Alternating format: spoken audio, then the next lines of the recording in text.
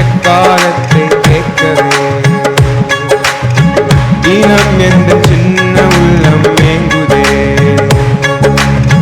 வருகையின் எக்காலத்தை கேட்கவே பறந்து செல்ல ஆசை ஆசை இயேசுவோடு பேச பேச. பறந்து செல்ல ஆசை ஆசை இயேசுவோடு பேச பேச. அவர் முகம் பார்த்தால் போதும் அது ஒன்றே எனக்கு போதும். அவர் முகம் பார்த்தால் போதும் அதுவே என் கிரீடமாகும். தினம் எந்த சின்ன உள்ளம் மேங்குதே. வருகையின் எக்காலத்தை கேட்கவே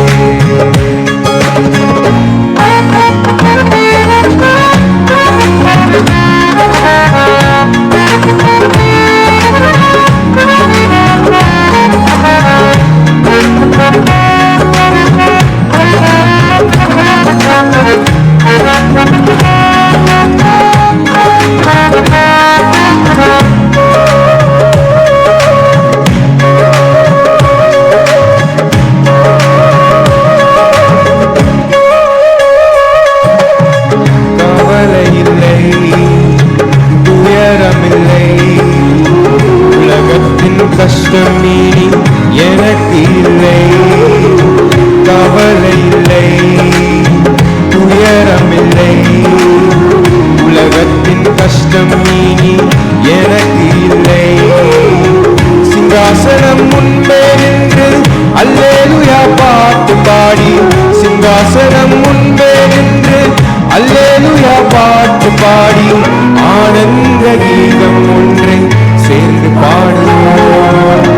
பறந்து செல்ல ஆசை ஆசை இயேசுவோடு பேச பேச.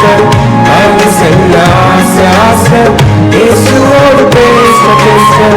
அவர் முகம் பார்த்தால் போதும் அது ஒன்றே எனக்கு போதும். அவர் முகம் பார்த்தால் போதும் அதுவே என் கிரீடமாகும்.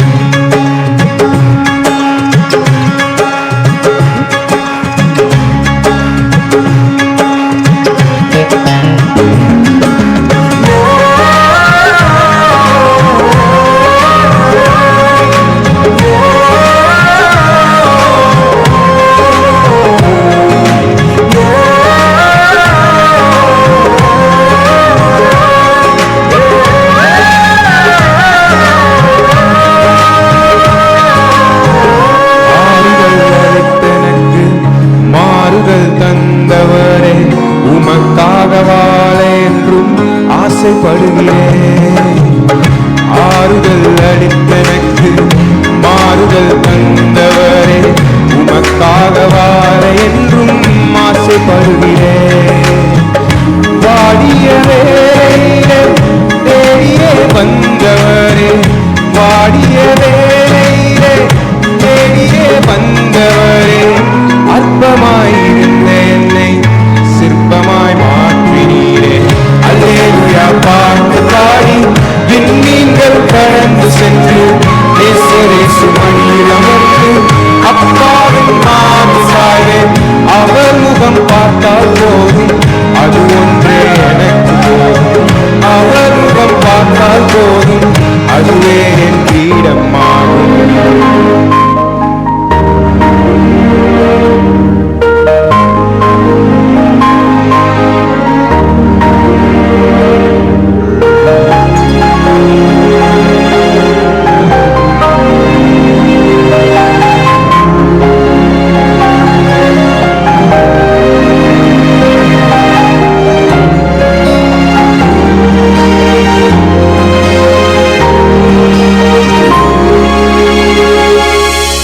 பிரசன்னத்தில் சீராகில்லாமல் பறக்கிறேன். உங்க சமூகத்தில் குறைவில்லாமல் வாழ்கிறேன். உங்க பிரசன்னத்தில் சீராகில்லாமல் பறக்கிறேன். உங்க சமூகத்தில் குறைவில்லாமல் வாழ்கிறேன். என் தஞ்சமானீரே, என் கோட்டையானீரே, என் துருகமானீரே, என் நண்பனானீரே. என் தஞ்சமானீரே, என் கோட்டையானீரே,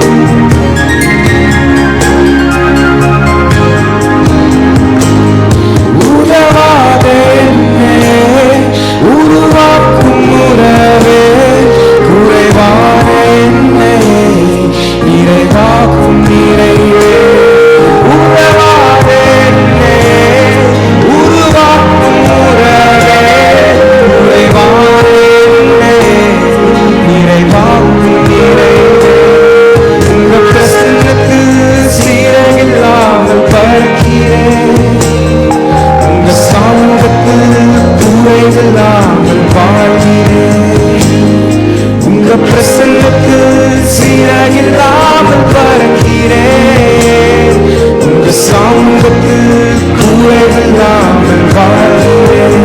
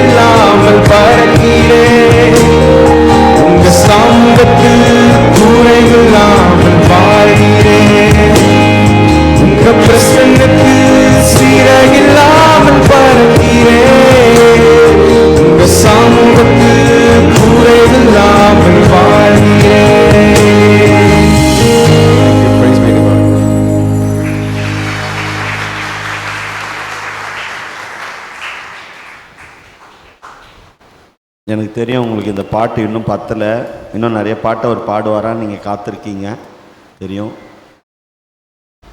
இப்போது நம்ம அன்பான மகனை கர்த்தர் இன்னும் வல்லமை எடுத்து பயன்படுத்த வேண்டும். அவர் கல்வியில் எதிர்காலங்களில் சிறந்து விளங்க வேண்டும். ஆண்டவருடைய பிரசன்னம் அந்த பாடல் எப்படி அவர் தொடங்கியிருக்கிறாரோ அது மாதிரி ஆண்டவருடைய பிரசன்னத்தினால் அவர் நிரப்பப்பட வேண்டும் சொல்லி நீங்கள் ஜெபித்து கொள்ளுங்கள். மீண்டுமாக ஒரு கரம் தட்டி அவருக்கு நன்றி சொல்லுவோம். இப்பொழுதும் டாக்டர் ஐசக் லிவிங்ஸ்டன் ஐயா அவர்கள் நமக்கு கடவுளுடைய வார்த்தையை பகிர்ந்து கொள்வார்கள். கரம் தட்டி அவரை நாம் வரவேற்போம்.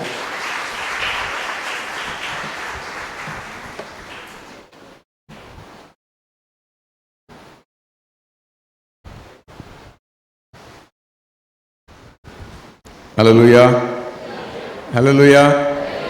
நான் கூட இன்றைக்கி தான் உங்கள் சர்ச்சு இவ்வளோ ஃபுல்லாக இருக்கிறத பார்க்குறேன். நீங்கள் எல்லா வாரமும் சாப்பாடு போட்டுருங்கய்யா. ஏன்னா வீட்டில் போய் அதுக்கப்புறம் சமையல் பண்ணுறது ரொம்ப கஷ்டம். ஏன்னா இல்லைனா சமையல் பண்ணி வச்சுட்டு காலையில் ஓடி வர்றதும் கஷ்டமாக இருக்குது. அதனால் நான் உண்மையிலே நான் ரொம்ப சந்தோஷப்படுறேன். உங்களுக்கு ஒரு நல்ல ஒரு ஆவிக்குரிய தகப்பனை நான் இந்த மாதிரி என்றைக்குமே நீங்கள் பேசி கேட்டிருக்க மாட்டீங்க. எங்களோட ஈஸி எருக்கமான சர்ச்சில் பேசினதுக்கப்புறம் அதிகப்படியாக நான் இந்த சர்ச்சில் தான் நான் நிறையா பேசியிருக்கேன். என்னை பல வருஷமாக என்னை நீங்கள் கூப்பிட்டுக்கிட்டே இருக்கிறீங்க. போன வாட்டிக்கு முந்தின வாட்டி என்னை ஐயா கூப்பிடும்போது அவங்க பாவம் 2-3 வாட்டி எனக்கு ஃபோன் பண்ணாங்க. நான் இந்த டைம் கூப்பிடுங்க இந்த டைம் கூப்பிடுங்கன்னு சொன்னேன். நான் பிஸியாக போயிட்டுருக்கும்போது அவங்க என்னை மாறி மாறி கூப்பிட்டுட்டே இருந்தாங்க. 3ஆவது முறை அவங்கள கூப்பிடும்போது நான் அது வரைக்கும் நான் செக் பண்ணவே இல்லை. சரி நான் வரேன்னு சொல்லிட்டேன். ஆனால் அதுக்கு முந்தின நாள் ராத்திரி பார்க்குறேன் எனக்கு ஒரே நாளில் 3 இடத்துல வந்துருந்துருக்கேன் நான் பேசுகிறதுக்கு. அப்புறம் ரொம்ப வருத்தத்தோடு அவங்கள்ட்ட சொன்னேன், ஐயா இது ரொம்ப மாதத்துக்கு முன்னாலே அவங்க பண்ணிட்டாங்க, தயவுசெய்து மன்னிச்சுக்கிடுங்க, நான் இன்னொரு நாள் வரேன் அப்படின்னு சொல்லிட்டு போன இரவு ஜபத்துக்கு நான் இங்கே வந்திருந்தேன். நான் இப்போ இதை சொல்ல வந்தேன்னா, நான் எந்த போதகரையும் எந்த கமிட்டியும் நான் வாழ்த்தி பேசி ஆரம்பித்ததே இல்லை. நான் ஆரம்பிக்கும் போதே எப்படி ஆரம்பிப்பேன்னா, இதுதான் என்னை இந்த வாட்டி கடைசி வாட்டி இந்த சபைக்கு கூப்பிடணும் அப்படின்னு தான் நினச்சி நான் ஆரம்பிப்பேன். ஏன்னா கிறிஸ்தவங்க மத்தியில் பேசுகிறது எனக்கு ஒன்றும் பெரிய சந்தோஷமாக என் மனசுக்கு இருக்கிறது இல்லை. ஏன்னா பெரும்பகுதி கிறிஸ்தவர்கள் இன்றைக்கி எப்படி இருக்கிறாங்க அப்படின்னு சொல்லி சொன்னால், முடிச்சு போகும்போது சொல்லுவாங்க, அருமையான செய்தி கேட்டேன்யா. எப்படி அருமையான செய்தி, நல்ல மார்க் போட்டு அனுப்புவாங்க. எனக்கு நான் மார்க் வாங்க வந்திருக்கேன் உங்கள்கிட்ட, ஏன்னா மார்க் போட்டு அனுப்புவாங்க. ஆனால் ஆவிக்குரிய வாழ்க்கையில் எல்லாருக்கும் பாடம் எடுக்கிறதுக்கு நம்ம பழகிட்டோம். ஆனால் ஆண்டவர் பேசுவார் அப்படின்னு சொல்லி கேட்குறதுக்கு நமக்கு வாய்ப்பு இல்லாமல் நம்ம மாற்றிட்டோம். அதனால் நான் பொதுவாக எதையுமே யாரையும் பாராட்டி சொல்கிறது எதுவும் பண்ணுறது. ஆனால் உங்கள் போதகர் வந்ததுலேருந்து நான் கவனிச்சிக்கிட்டே இருக்கேன். அவங்களுக்கு ஒரு ஆவிக்குரிய பாரத்தை ஆண்டவர் கொடுத்துருக்கிறாரு. ரொம்ப அருமையாக அவங்க சபையை கொண்டு போகிறாங்க. ரொம்ப அருமையான வளர்ச்சிக்குள்ளே இந்த சபை போய்கிட்டு இருக்குது. அவங்களுடைய ஆத்ம பாரத்தை நான் பார்க்குறேன். அதில் எனக்கு ரொம்ப சந்தோஷம். என்னுடைய 54வது வயசில் ஒரு போதகரை பாராட்டி நான் பேசுகிறேன். என்ன ஆலயத்தில் ஒரு போதகரை பாராட்டி பேசுகிறேன். என்னை சின்ன வயசுலேருந்து தெரிஞ்சவங்க நிறைய பேர் இருக்கிறாங்க. இந்த கடமுறைக்கு பேசுறதெல்லாம் என்கிட்ட சொல்லுவாங்க. நிறைய சிஎஸ்ஐ சர்ச்சுக்கெல்லாம் போய் பேசும்போது முதல்ல கமிட்டியை சொல்லிடுங்க, அப்புறம் பாஸ்டரை சொல்லுங்கள், இந்த மாதிரி பேசிடாதீங்க அந்த மாதிரி பேசிடாதீங்க அப்படின்னு சொல்லுவாங்க. எந்த மாதிரி பேசுவேன்னு எனக்கு தெரியவே தெரியாது. நான் நினச்ச மாதிரி தான் நான் பேசிட்டு வரேன். அந்த இடத்துல ஒரு இடத்துலையும் நான் கமிட்டியை பற்றியோ பாஸ்டரை பற்றியோ நான் பேசினதில்லை. ஆனால் உங்கள் ஆலயத்தை நான் ரொம்ப நேசிக்கிறேன்னு நினைக்கிறேன். நான் பல தடவை உங்கள்கிட்ட சொல்லியிருப்பேன், இதான் கடைசி வாட்டியாக இருக்கும், இதான் கடைசி வாட்டியாக இருக்கும். ஆனால் ஆண்டவர் அடிக்கடி இந்த ஆலயத்துக்கு கொண்டுக்கிட்டே இருக்கிறாரு. உங்கள் போதகருக்காக நான் ரொம்ப சந்தோஷப்படுறேன். அவங்க எடுக்கிற பிரயாசங்களுக்காக, அவங்களுடைய ஊழிய வாஞ்சைக்காக. அவங்க பேசிக்கிட்டே இருக்கும்போது கொஞ்ச நேரம் பேசிகிட்டு இருந்தோம், ஒரு 5-10 நிமிஷம் பேசிட்டு சொன்னாங்க, இந்த அப்ரூவல் வாங்குறதுல நிறைய தடைகள் இருந்துச்சு, ஆனால் கடவுளுடைய சமூகத்தில் ஒரு 40 நாள் காலையில் ப்ரேயர் போட்டோம், அதில் 40ஆவது நாள் அந்த அப்ரூவல் எங்கள் கையில் வந்து நின்றுச்சு அப்படின்னு சொல்லி அவங்க சொன்னாங்க. எவ்வளோ பெரிய சாட்சி பார்த்தீங்களா? ஜெபம் அப்படிங்கிறது வந்து உலக அசைக்கிறது ஜெபம். என்னது? உலக அசைக்கிறது ஜெபம். ஆனால் விசுவாசம் உள்ள ஜெபம் தான் அந்த விசுவாசத்தோடு கூடிய ஜெபம் தான் நமக்கு ஜெயம் தருமே தவிர, எனக்கு அப்போவே ஜெபம் முடிச்ச பிறகு எனக்கு அப்போவே தெரியும், இருந்தாலும் சும்மா ஜெபம் பண்ணி பார்த்தேன்ற ஜெபத்துக்கெல்லாம் ஆண்டவர் உட்கார்ந்து கேட்டு பதில் சொல்கிறதுக்கு வாய்ப்பே இல்லை. அதனால் ஆண்டவர் தொடர்ந்து உங்களையும் உங்கள் குடும்பத்தையும் உங்களுடைய சபையும் அதிகமாக ஆசீர்வதிக்கட்டும். எனக்கு ரொம்ப மன நிறைவுனால இன்றைக்கி நான் இந்த வார்த்தைகளை நான் சொல்கிறேன். ஆண்டவருடைய பெரிதான கிருபைக்காக நன்றியாக சொல்கிறேன். என்னுடைய மொபைலில் ப்ரொஃபைல் ஃபோட்டோவை நீங்கள் பார்த்தீங்கன்னா பல வருஷமாக நான் அதை மாற்றாமல் வச்சுருக்கிறேன். ஒரே ப்ரொஃபைல் ஃபோட்டோ நான் வச்சுருப்பேன். நான் வாட்ஸ்அப்பில் என்னோடய ஸ்டேட்டஸில் டெய்லி ஒரு 10-15 ஸ்டேட்டஸ் நான் போட்டுக்கிட்டே இருப்பேன். நல்ல கருத்துள்ள வார்த்தைகளை நான் அதில் போட்டுக்கிட்டே இருப்பேன். ஆனால் ப்ரொஃபைல் ஃபோட்டோ ஒரு நாள் எனக்கு மாற்றணும்னு தோணதே இல்லை. அதுக்கு நிகராக இன்னொன்று எனக்கு கிடைக்கவே இல்லை. அது என்ன அப்படின்னு சொன்னால், எங்கேயாவது ஜனங்க பண்பாட்டிலையும் நாகரிகத்திலையும் கல்வியிலையும் கலாச்சாரத்திலையும் உயர்ந்து நிற்கிறாங்க அப்படின்னு சொன்னால் அந்த இடத்துல போய் தேடி பாருங்க, ஒரு கிறிஸ்தவ மிஷினரியுடைய கல்லறை அந்த இடத்துல இருக்கும் அப்படின்னு அதில் ஒரு வாசகம் எனக்கு ரொம்ப பிடிச்சிருந்துச்சி. கல்லறை தான் போட்டிருக்கோம். அதில் என்ன ஒரு கல்லறையை போட்டு அதில் போட்ட வாசகத்தை நான் அதில் போட்டு அதை என்னுடைய ப்ரொஃபைலாக வச்சுருக்கேன். அது ஒரு சிலருக்கு அது அபசகனமாக தெரியலாம். ஆனால் அன்னைக்கு அந்த கிறிஸ்தவ மிஷினரிகள் விதைச்சிட்டு போன விதை தான் இன்றைக்கி நம்மளெல்லாம் இந்த பூமியில் வாழவே வச்சுருக்குது. இன்றைக்கி இந்த பூமியில் நம்மளாம் இப்படி சுதந்திரமாக வாழ்கிறோம். இன்றைக்கி இவ்வளோ பிரச்சனைகள் மத்தியில் கிறிஸ்தவங்களுக்கு ஒரு காலனாக்கு மரியாதை இருக்குது அப்படின்னு சொன்னால் அன்னைக்கு அந்த மிஷினரிகள் விதைச்சிட்டு போன விதை, அவங்களுடைய தியாகம். 30 வயசு 36 வயசு 39 வயசுக்குள்ளே எல்லா மிஷினரியும் செத்தே போயிட்டாங்க. அவங்க செய்ய வேண்டிய ஊழியங்களை சாதனைகளை செஞ்சுட்டு அவங்க அந்த உலகத்தை விட்டே போயிட்டாங்க. அப்படிப்பட்ட கிருபைகள் நமக்கு ஆண்டவர் தந்திருக்கிறாரு. நாம் என்ன செய்யணும், நாம் எங்கே நிற்கிறோம், நான் போன முறை இரவு தேவத்தில் பேசும்போது நாம் நிதானித்தறிந்தோமானால் நாம் நியாயம் தீர்க்கப்படும், நாம் நிதானித்தறிந்தோமானால் நியாயம் தீர்க்கப்படும். இந்த ஒரு வார்த்தை போதும் நம்ம ஆண்டவருக்கு நேராக நம்மளை வழி நடத்துறதுக்கு. இல்லை நமக்குள்ளே இருக்கிறத பார்க்கணும். நான் இன்றைக்கி என்னோடய ப்ரொஃபைலில் கூட, இன்றைக்கி ப்ரொஃபைலில் இல்லை என்னோடய ஸ்டேட்டஸில் கூட வச்சுருக்கேன். ஒரு மனுஷன் தன்னுடைய தலையை கழட்டி அவன் இப்படி பார்க்குற மாதிரி ஒரு இது வச்சுருக்கேன். என்ன தெரியுமா? நான் என்ன பார்த்துட்டேன் அப்படின்னு சொன்னால் இந்த உலகம் முழுசுமே மாறிடும். நான் பார்க்க வேண்டியது யாரை? நான் என்ன பார்க்கணும். இப்படி சொல்லுவாங்கல்ல, இப்படி கையை காட்டுறதுக்கு முன்னாடி 3 விரல் என்ன தான் காட்டுது. நீ அப்படின்னு சொல்கிறதுக்கு முன்னாடி 3 மடங்கு எனக்கு அதிக ஆகிறதுனால தான் வசனம் சொல்லுது, அதிக ஆக்கினைக்குள்ளாகாதபடிக்கு போதகராக போயிடாதீங்க அப்படிங்குது. இப்படி கை நீட்டு பேசிட்டு போயிடுறியே, 3 மடங்கு ஓன்ட்ட தான் நான் திருப்பி பதில் கேட்பேன் அப்படின்னு சொல்லி வசனமும் சொல்லுவேன். அதனால் இப்படி சொல்கிறதுக்கு முன்னாடி நம்மளை நோக்கி 3 விரல்கள் நம்மளை நீட்டி சொல்லுது, நீ எப்படி இருக்கிற அப்படிங்கிறத சொல்லுது. அதனால் அவனுடைய சமூகத்தில் நாம் வர வேண்டிய காலகட்டங்களில் நம்ம வந்திருக்கிறோம். ஆனால் நாம் எப்படி இருக்கிறோம், நம்முடைய சூழ்நிலைகள் இன்றைக்கி எப்படி இருக்குது, நம்முடைய விசுவாசத்தின் அளவு எப்படி இருக்குது, நம்முடைய கடமைகள் இன்னும் என்ன அப்படிங்கிறது, இந்த பூமிக்கு நாம் செய்ய வேண்டியது என்னங்கிறத நாம் தெரிஞ்சிருந்து நம்மளுடைய கடமைகளை நம்ம கொஞ்சமாவது செஞ்சுக்கிட்டு இருந்தோம் அப்படின்னு சொன்னால் ஆண்டவர் வர்ற நாளில் அவர் நம்மளை கிருபையாக நடத்த. ஒரு 5 நிமிஷம் கண்களெல்லாம் கண்டிப்பாக மூடுங்க. யாருமே கண்ணை திறந்துருக்கக்கூடாது. நம்ம ஜெபத்தோடு இன்றைக்கி இத்தனை வருஷம் இந்த ஆலயம் கட்டுறதுக்கு முன்னால் எனக்கு தெரியும், இந்த ஆலயம் கட்டினதுக்கு பிறகு எனக்கு தெரியும், அன்னைக்கு இருந்த ஆட்களும் எனக்கு தெரியும், இன்னைக்கு இருக்கிற ஆட்களும் எனக்கு தெரியும். ஆண்டவர் எப்படி இந்த ஆலயத்தையும் இந்த ஆலயத்தில் உள்ள மக்களையும் வழிநடத்திருக்கார். எத்தனை சாட்சிகளை சொன்னாங்க தெரியுமா? எத்தனையோ இஸ்லாமியர்கள் இங்கே வந்து ஆலயத்தில் முன்னால் வந்து முழங்கால் படிக்கிட்டு கர்த்தரே தேவன் சொல்லி அறிக்கையிற சாட்சிகளை சொன்னாங்க. எத்தனையோ புறமதஸ்தர்கள் வெறும் வட மாநிலத்தில் உள்ள மக்கள் கூட இங்கே வந்து ஜெபித்து ஆண்டவருக்கு சாட்சியாக நின்றதை சொன்னாங்க. நாம் அந்த சாட்சிகளில் ஒரு குழந்தை இல்லாத ஒரு தாய் அடுத்த வருஷம் நான் புது வருஷத்துக்கு இங்கே வரும்போது என் கையில் இல்லைன்னா என் வயிற்றில் குழந்தை இருக்கணும் அப்படின்னு சொல்லி இந்த இடத்துல ஜெபிச்சுட்டு போய் அடுத்த வருஷம் அதே போல் புது வருஷத்துக்கு கையில் குழந்தையோடு வந்த சாட்சிகள்லாம் ஐயா அவங்க எனக்கு ரொம்ப சந்தோஷமாக சொல்லிகிட்டு இருந்தாங்க. கர்த்தர் நேற்றும் இன்றும் என்றும் மாறாத தேவன். கண்கள் எல்லாம் மூடுவோம். நம்மை நாம் நிதானித்து அறிந்தோமானால் நாம் நியாயத்திற்கப்படுவோம். கண்களை எல்லாம் மூடி ஒரு நிமிஷம் யோசித்து பார்ப்போம். இந்த ஆலயம் இன்னைக்கு இந்த ஆலயத்தை இடிக்க போகிறோம், இன்னொரு புது ஆலயத்துக்குள்ளே போக போகிறோம், கட்டடம் மாறப்போகுது. ஆனால் நம்முடைய இருதயம் மாறுதா அப்படிங்கிறதான் ஆண்டவர் கேட்குற ஒரே ஒரு கேள்வி. கட்டடங்கள் எத்தனை வேணாலும் மாறலாம், அந்த உள்பிரகாரம் வெளிப்பிரகாரம் எப்படி வேணாலும் மாறலாம், ஆனால் உன்னுடைய சின்ன இருதயம் எனக்கு ஏற்றா போல மாறுதா அப்படிங்கிறது தான் ஆண்டவர் இன்னைக்கு நம்மளை பார்த்து கேட்குற கேள்வி.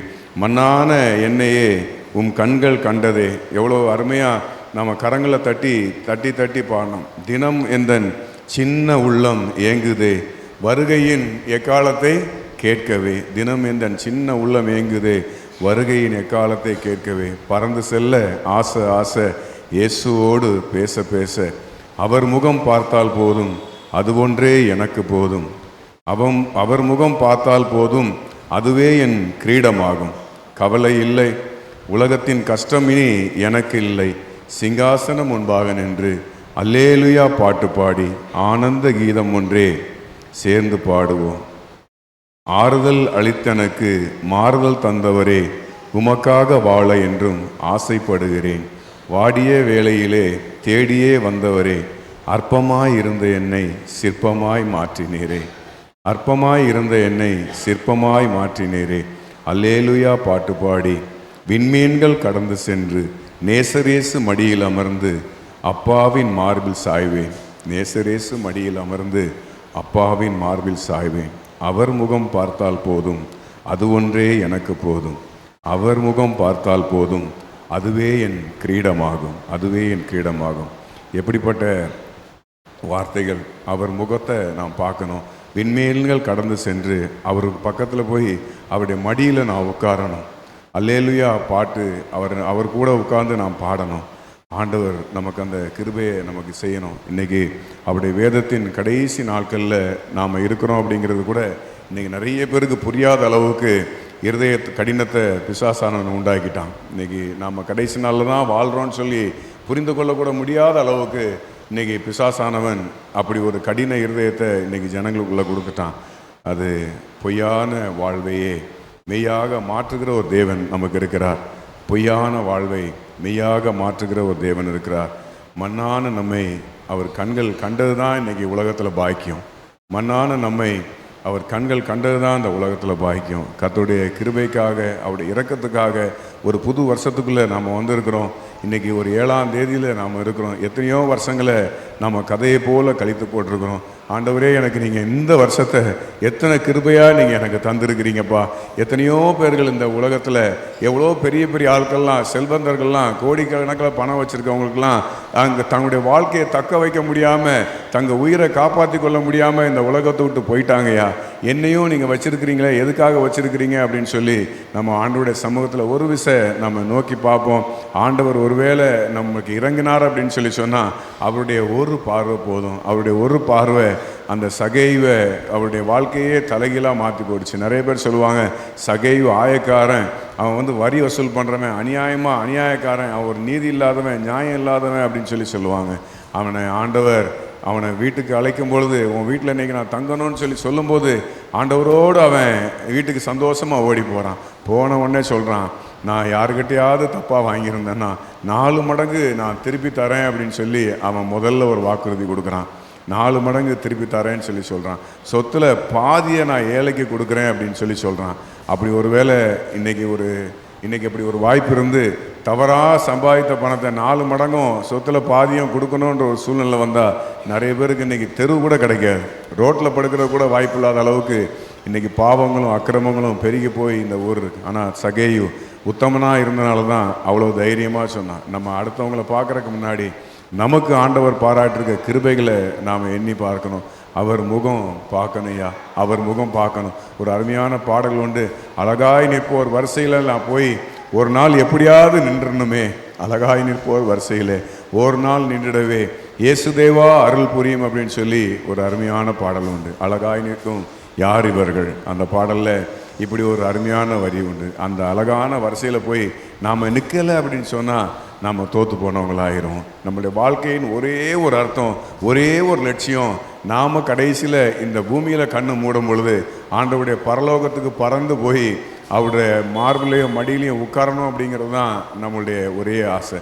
அந்த ஆசையை நோக்கி, அந்த இலக்கை நோக்கி நம்மளுடைய பயணங்கள் இருக்கணும். அவருக்கு பிரியமாக நமக்கு நம்முடைய நேச தகப்பன், நம்ம நேசிக்கிற ஒரு அன்பான தெய்வம் அவருக்கு பிரியமாக இருக்கணும். எங்கள் அன்பு தகப்பனே, இந்த அருமையான காலை வேலைக்காய் நன்றியோடு துதிக்கிறங்க தாவே உமக்கு ஸ்தோத்திரம். இப்பொழுதும் கத்தாவே உமக்கு ஸ்தோத்திரையா.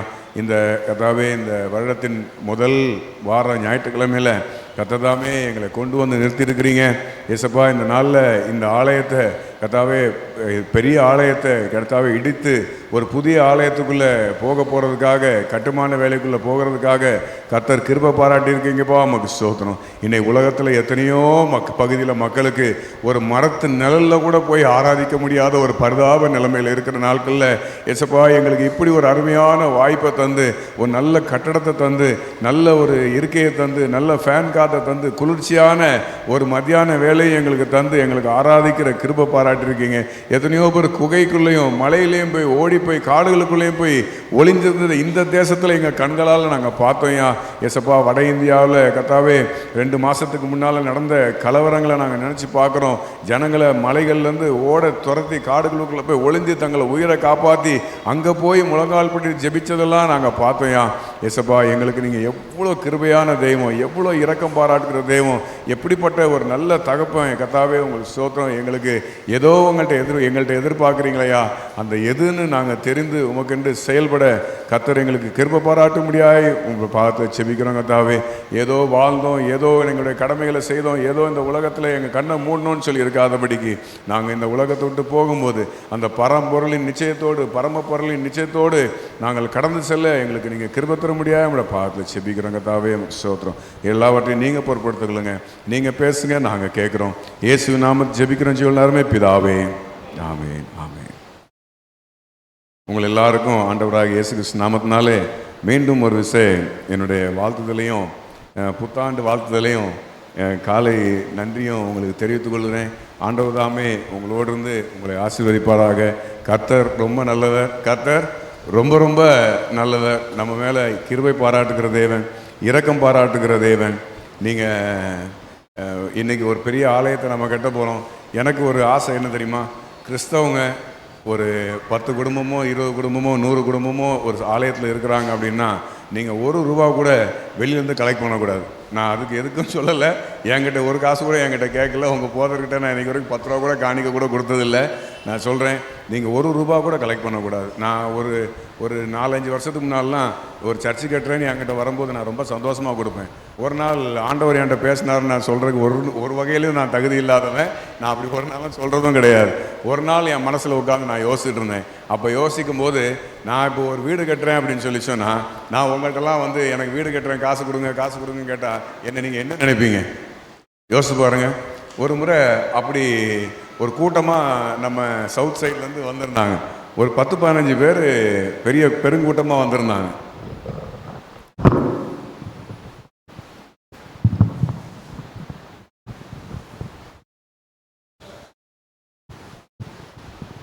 ஒரு 10-15 பேர் ஒரு பெருங்கூட்டமாக வந்திருந்தாங்க. வந்து இந்த மாதிரி ஒரு ஆலயம் கட்டுறோம், இத்தனை கோடி பட்ஜெட்டில் கட்டுறோம், நீங்கள் வந்து ஒரு பெரிய தொகை தரணும், உங்களுக்கு நண்பர்கள் உங்கள் தெரிஞ்சவங்களெலாம் எங்களை அறிமுகப்படுத்தணும், நான் அவங்கள்ட்டலாம் கலெக்ஷன் பண்ணிவிட்டு நாங்கள் போகணும் அப்படின்னு சொல்லி மெனக்கட்டு வந்திருந்தாங்க.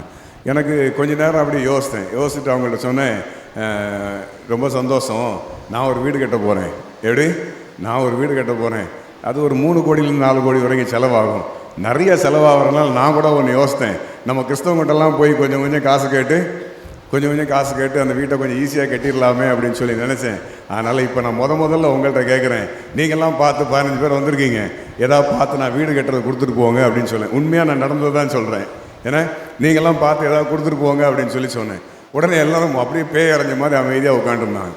அப்படியே அமைதியாக இருந்தாங்க. அவங்களுக்கு எதுவுமே பேசவே முடியல. அப்புறம் நான் சொன்னேன், நான் கேட்குறவங்களுக்கு பைத்தியக்காரன் மாதிரி தானே தெரியுது அப்படின்னு. எப்படி நானே சொன்னேன், நான் கேட்குறவங்களுக்கு பைத்தியக்காரன் மாதிரி தெரியுது அப்படின்னு சொல்லி சொன்னேன். அப்படியே சிரித்தாங்க. நீங்கள் சிரிக்கிறது என்ன அர்த்தம்? ஆமான்னு தானே அர்த்தம் அப்படின்னு. அப்படியே அமைதியாக இருந்தாங்க. நான் சொன்னேன், பிரதர் நீங்கள் கேட்குறதும் ஆண்டவருக்கு ரொம்ப துக்கமாக இருக்குது அப்படின்னு. அண்ணே நீங்கள் கேட்குறதும் ஆண்டவருக்கு ரொம்ப துக்கமாக இருக்குது.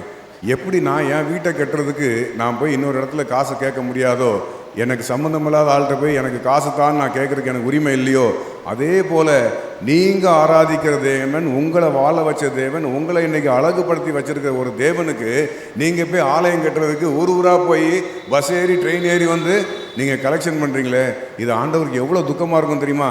நம்ம என்ன பண்ணுறோம், நமக்கு ஆலயத்துக்கு காசு கொடுக்கணும்னா இந்த பாக்கெட்டில் தேடுறோம். எங்கே தேடுறோம்? இந்த பாக்கெட்டில் தேடுறோம். ரொம்ப நேசித்தோம்னா இந்த பாக்கெட்டில் தேடுவோம். அதை விட ரொம்ப நேசிச்சோம்னா பீரோலேருந்து கொஞ்சம் எடுத்து வந்து ஆண்டவருடைய ஆலயத்துக்கு வந்து கொடுப்போம். ஆனால் நமக்கு வீடு கட்டணும்னா எங்கே போகிறோம்? பேங்க் பாக்கெட்டை தேடி போகிறோம். எங்கே போகிறோம்? பெரிய பாக்கெட் பேங்க்கில் போய் தேடி 25 வருஷத்துக்கு லோனை போட்டு வாங்கி ஒரு வீட்டை நமக்காக நம்ம கட்டுறோம். ஆனால் ஆண்டவருடைய ஆலயத்துக்கு கட்டும்போது மாத்திரம் யாராவது பேங்க்கில் லோனு போட்டு ஆண்டவருடைய ஆலயத்துக்கு வீடு கட்டுற கொடுத்துருக்கீங்களா? யாராவது? இந்த ஒரே ஒருத்தர் கை தூக்குறாரு. யாராவது நீங்கள் பேங்க்கில் லோன் போட்டு நான் ஆண்டவருடைய ஆலயம் கட்டுறதுக்கு பணம் கொடுத்தேன் அப்படின்னு சொல்லி சொன்னால் உண்மையிலே உங்கள் விசுவாசம் ரொம்ப பெரிய விசுவாசம். உண்மையிலே உங்கள் விசுவாசம் பெரிய விசுவாசம். உலகத்தில் நீங்கள் விட்டுட்டு போக போகிற வீடையா நீங்கள் போன பிறகு யார் அதை அனுபவிக்க போகிறது? ஒருவேளை உங்கள் சந்ததி இருந்து ஆண்டவர் அனுமதிச்சா. ஆனால் ஒரு ஆலயம் கட்டினீங்கன்னா ஒரு 100 வருஷமோ 200 வருஷமோ 300 வருஷமோ எத்தனையோ லட்சக்கணக்கான பேர் அங்கே இருந்து அங்கே ஆறுதல் பெறுற ஒரு இடத்த நீங்கள் உருவாக்குறீங்க. ஒரு ஆறுதல் பெறுற இடத்த நீங்கள் உருவாக்குறீங்க. அப்படிப்பட்ட இடத்த உருவாக்குறதுக்கு இன்னொரு நமக்கு சம்மந்தமே இல்லாத ஒரு 10 பேர்கிட்ட போய் நம்ம காசு கேட்குறதுங்கிறது ஆண்டவர் என்னை பொறுத்தளவுக்கு ஆண்டவர் ரொம்ப அதில் துக்கப்படுவாருங்கிறத நான் 100% நான் அதை நம்புகிறேன். நீங்கள் கூட அதை யோசிச்சு பாருங்கள். எந்த வகையிலையும் அது நியாயமாக இருக்காது. எந்த வகையிலையும் நான் அவங்ககிட்ட கேட்டேன், உங்கள் சர்ச்சில் எவ்வளோ மெம்பர்னு கேட்டேன், எவ்வளோ ஃபேமிலின்னு கேட்டேன். 180 ஃபேமிலின்னு. நான் 180 ஃபேமிலி. ஒருவேளை ஒரு குடும்பத்துக்கு 2 லட்ச ரூபா போட்டிங்க அப்படின்னா 3 கோடி 60 லட்ச ரூபா உங்கள் ஆலயத்தை நீங்கள் கட்டி முடிச்சிடலாம் இல்லையா? 4 லட்சம் போட்டிங்கன்னா இல்லை அதில் பாதி போட்டிங்கன்னா இப்படி ஒரு கால்குலேஷன் அவங்ககிட்ட சொல்லிவிட்டு, ஏன் பிரதர் இப்படி வந்து நீங்கள் கலெக்ட் பண்ணுறீங்க, இதில் நிறைய தவறுகள் நடக்குது. எப்படி?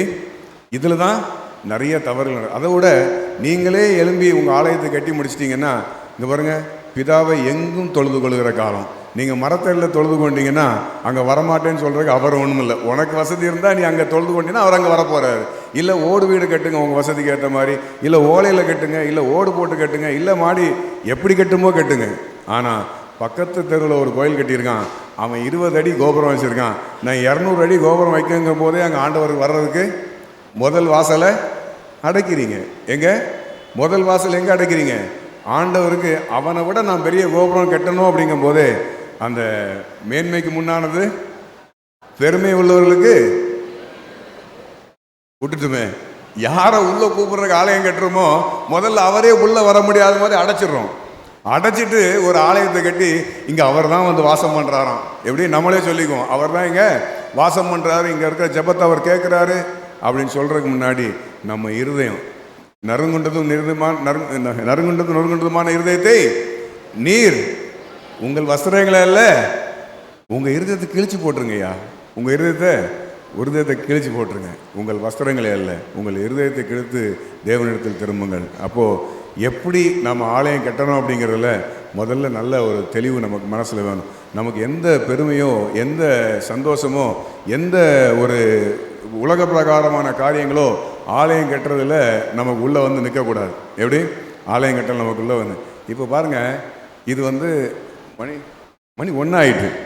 ஏன்னா இப்போ நீங்கள் காலைல டிஃபன் சாப்பிட்டு வந்து டிஃபனாக லஞ்ச் ஆகாது, அப்போ லஞ்சு திருப்பி இருக்குது. இப்போ பாருங்கள், டிஃபன் சாப்பிட்டு வந்ததுக்கே நிறைய பேருக்கு தூக்கம் வருது. இது பொங்கல் போட்டிருக்கு பாருங்கள், இந்த பொங்கல் அப்படி தான். இது பொங்கல் அப்படி தான் தூக்கத்தை கொண்டு வரும். நீங்கள் எதாவது இட்லி தோசை எதாவது போட்டிருக்கணும். அதனால் நீங்கள் தூங்குனீங்கன்னா நான் அல்லையா சொல்லுவேன் உங்களை, என்ன பார்த்துக்கோங்க. ஏன்னா நான் வந்து நீங்கள் என்ன தான் பண்ணாலும், நீங்கள் தூங்கினாலும், நீங்கள் கவனிக்காமல் வேடிக்கை பார்த்தாலும் பேசிட்டு போகிற காணிக்கை வாங்கிட்டு போகிற பிரசங்க யாரும் இல்லை. எப்படி நீங்கள் கொடுக்குற காணிக்கை வாங்கிட்டு போகிற பிரசங்க யாரும் இல்லை. அதனால் நான் பேசினா நீங்கள் கண்டிப்பாக கேட்டு தான் ஆகணும். எப்படி அல்லேலூயா அல்லேலூயா. நான் ஒன்றும் தப்பாக பேசலையே, நான் ஒன்றும் தப்பாக சொல்லலையே. சரி, நம்ம ஆதியாகமம் 13 அதிகாரம் 14வது வசனம். இந்நேரம் ம் ம் ம் ம் ம் ம் ம் ம் ம் ம் ம் ம் உன் சந்ததியை தூசி தூசி மாதிரி பிறகு பண்ணுவேன்னு சொல்கிறார். எப்போ? ஆபிரகாமுக்கு 90 வயசு கடந்த பிறகு ஆபிரகாம்கிட்ட சொல்கிறாரு, உன் சந்ததியை தூசி மாதிரி பெருக பண்ணுவேன் அப்படின்னு சொல்கிறாரு. இன்றைக்கெலாம் 30 வயசில் அந்த ஆசீர்வாதம் சொன்னால் கூட கேட்க முடியாது போல இருக்குது. ஏன்னா நாங்கள்லாம் சின்ன பிள்ளைகளாக இருக்கும்போது ஒரு முக்கோணம் ஒன்று போட்டிருப்பாங்க, எல்லா செவர்லேயும் போட்டிருப்பாங்க, நாம் இருவர் நமக்கு இருவர்னு போட்டிருப்பாங்க. அதுக்கு முன்னாடி வந்து 3 போட்டிருந்தாங்க. எங்கள் அம்மா அப்பாலாம் சின்னதாக இருக்கும்போது 3 அந்த முக்கோணம் போட்டு 2 ஹஸ்பண்ட் ஒய்ஃபு 3 பிள்ளைங்க போட்டிருந்தாங்க. அதுக்கப்புறம் 2 ஆக்குனாங்க, அதுக்கப்புறம் 1 ஆக்குனாங்க, அதுக்கப்புறம் நாமே குழந்தைகள் நமக்கேன்னு குழந்தைகள்னு ஆக்கினாங்க. இப்போ என்ன போட்டிருக்காங்க?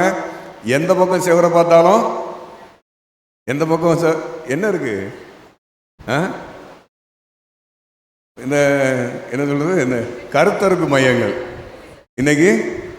ஆமாம், ஏன்னா எப்படி மாறி பாருங்க. ஒரு 20-30 வருஷத்தில் எவ்வளோ மாற்றங்கள் பார்த்தீங்களா? இப்போ எங்கே பார்த்தாலும் இன்றைக்கி வந்து குழந்தை இல்லையா, என்கிட்ட வா, ஒரு 10 லட்ச ரூபா எடுத்து வா, 20 லட்ச ரூபா எடுத்துட்டு வான்னு சொல்லி அதில் நிறைய அக்கிரமங்கள் போன வருஷம் பயங்கரமாக ஒரு பெரிய ஸ்கேமே, அதில் போய் பெரிய ஸ்கேம் மாட்டுச்சு, பெரிய அநியாய அக்கிரமங்கள் நடந்துச்சு அதில். அப்படி இன்றைக்கி சரீரங்கள் இப்படி ஆகிப்போச்சு. ஆனால் 90 வயசு தாண்டின ஒரு தாத்தா கிட்ட ஆண்டவர் சொல்கிறார், அந்த பக்கம் பாரு, இந்த பக்கம் பாரு, இந்த பக்கம் பாருன்னா, நீ பார்க்குற இடம்லாம் உனக்கு, நீ நடக்கிற இடம்லாம் உனக்கு. அவருக்கு ஆசீர்வாதம் பாருங்கள், நீ பார்க்குற இடம்லாம் உனக்கு, நீ நடக்கிற இடம்லாம் உனக்கு. இந்த பூமியை தூசியை பார்த்தியா, தூள், இந்த தூள் மாதிரி உன் சந்ததி இருக்கும். இந்த தூளை எப்படி நீ எண்ண முடியாதோ அப்படி உன்னுடைய சந்ததியும் இந்த உலகத்தார் எண்ண முடியாது அப்படின்னு சொல்ற. அதே போல் 14ஆம் அதிகாரம் 5ஆம் வசனம் பாருங்க.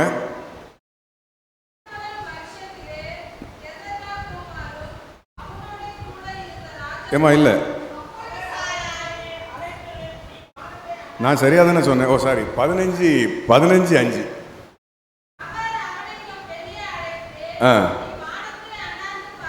ம் ம் ம் ம் அப்படிதான். எப்படி? போதும். எங்க இப்போ அடுத்த என்ன சொல்கிற, முதல்ல தூசி மாதிரி உன் சந்ததி பெருத்து போயிடும் அப்படின்னாரு. இப்போ அடுத்த என்ன சொல்கிறாரு, வீட்டுக்குள்ளே உட்கார்ந்து இந்த தாத்தாவை, வீட்டுக்குள்ளே உட்கார்ந்து தாத்தாவை தரன்னு வெளியே பிடிச்சி இழுத்துட்டு வந்து, அங்கே பார், இங்கே முதல்ல சொன்னதுக்கே ஒரு குழந்தை இன்னும் கொடுக்கல, 2வது திருப்பி குழந்தை சும்மா இருக்கிற மனுஷனை வெளியே கொண்டு என்ன சொல்கிறாரு, அங்கே பார், மேலே எவ்வளோ நட்சத்திரம் இருக்குது, அதை என்ன முடிஞ்சா எண்ணிப்பார், உன் சந்ததி இப்படி ஆகும் அப்படின்னு சொல்கிறாரு. ஆனால் அந்த ஆபிரகாம் அப்படியே, அதுக்கு ஏதாவது அவர் எங்கேயாவது மறுமொழி சொன்னார்னு இருக்கா பார்த்தீங்களா வேதத்தில், அவர் அப்படியே கேட்டு போகிறார். 22ஆம் அதிகாரம் 2வது வசனம் படிங்களேன். ம் ம் ம் ம் போதும். இங்கே பாருங்க, இந்த 2 வசனம் முதல்ல சொன்னேன், இந்த 3ஆவது வசனத்துக்கு வந்திருக்கேன். அதுக்கு இடையில அவர் என்ன பண்ணிட்டாரு, ஒரு குழந்தைய எத்தனை கொடுத்துருக்காரு, எத்தனை குழந்தை கொடுத்துருக்காரு, ஒரே ஒரு குழந்தைய கொடுத்துருக்கிறார். இப்போ பாருங்க, சும்மா இருந்த மனுஷனை கூப்பிட்டு மண்ணை பாரு, மண்ணை மாதிரி உன் சந்ததி ஆக்குவேங்கிறாரு, வானத்தை பாரு, நட்சத்திரம் மாதிரி உன் சந்ததி ஆக்குவேங்கிறாரு. கடைசியில் ஒன்றை கொடுத்துட்டாரு. எப்படி? ஒன்று கொடுக்கவும் கொடுத்துட்டாரு. கொடுத்துட்டு அதை இப்போ பிடுங்குறாரு பாருங்க. எப்படி பிடுங்குறாரு? அப்பொழுது அவர் உன் புத்திரனும். ஒருத்தனை தானே கொடுத்துருக்காரு. இல்லை, உன் புத்திரனில் ஒருத்தன்னா நீங்கள் சொல்லணும், நிறைய வகை வகையாக பேசணும். எப்போ உன் பையன் ஒருத்தன் இருக்கால, அவனை கூட்டு வா, மோரியா மலைக்கு வா, நான் சொல்கிற இடத்துல பலி கொடுத்துருன்னு ஒரு வார்த்தையில் முடிச்சிருக்க வேண்டியதை விட்டுட்டு அவர் என்ன சொல்கிறாரு, அவரை வெறுப்பேற்றுறாரு. எப்படி ஆபிரகாம உன் புத்திரனும் உன் ஒத்தைக்கு ஒத்தையாக ஒன்று வச்சிருக்க பாரு. எப்படி ஒத்தைக்கு ஒத்தையாக ஒன்று வச்சிருக்க பாரு. அவனை தான் சொல்கிறேன், அவனை தான் சொல்கிறேன். ஏன்னா பக்கத்து வீட்டில் எங்கேயும் பிடிச்சிட்டு வந்துடக்கூடாது இல்லையா? அதனால் ஒத்தைக்கு ஒத்தையாக அவனை வச்சிருப்பார் அவனை அப்படின்னு சொல்லி சொல்கிறார். நீ நேசகுமாரன் ஈசாக்கை இப்பொழுது அழைத்து கொண்டு மோரியா தேசத்துக்கு போய் அங்கே நான் உனக்கு குறிக்கும் மலைகள் ஒன்றின் மேல் அவனை தகன பலியிடு என்றார். தகன பலியிடு என்றார். அடுத்த வசனம் வாசிங்க.